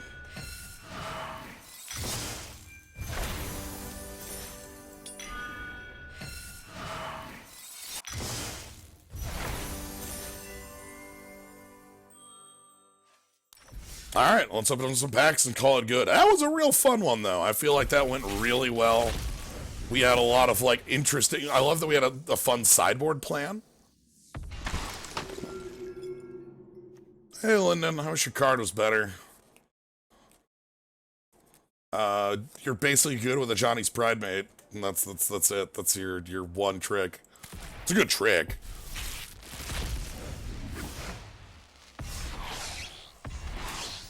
Folio, yeah. Big lesson, powerful bridge. I like that Deathless Knight. That mono black player was so powerful. Hey, Lyndon again.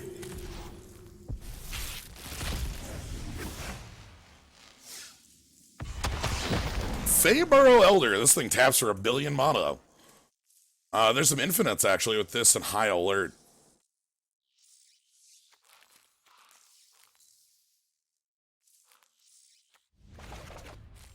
Because High Alert has, I think, 4 on tap. The Midnight Clock.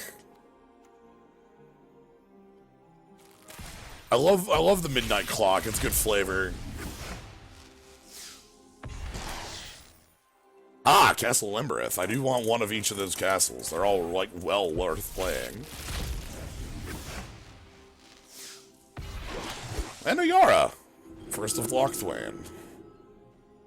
Alright, anyway, that's going to be it for tonight. Thank you all for joining. Hope you all enjoyed this. We got to see 2 very different styles of draft. One that took 3 hours to play the longest control games in the world, and one that was the beatdown that won on turn 4.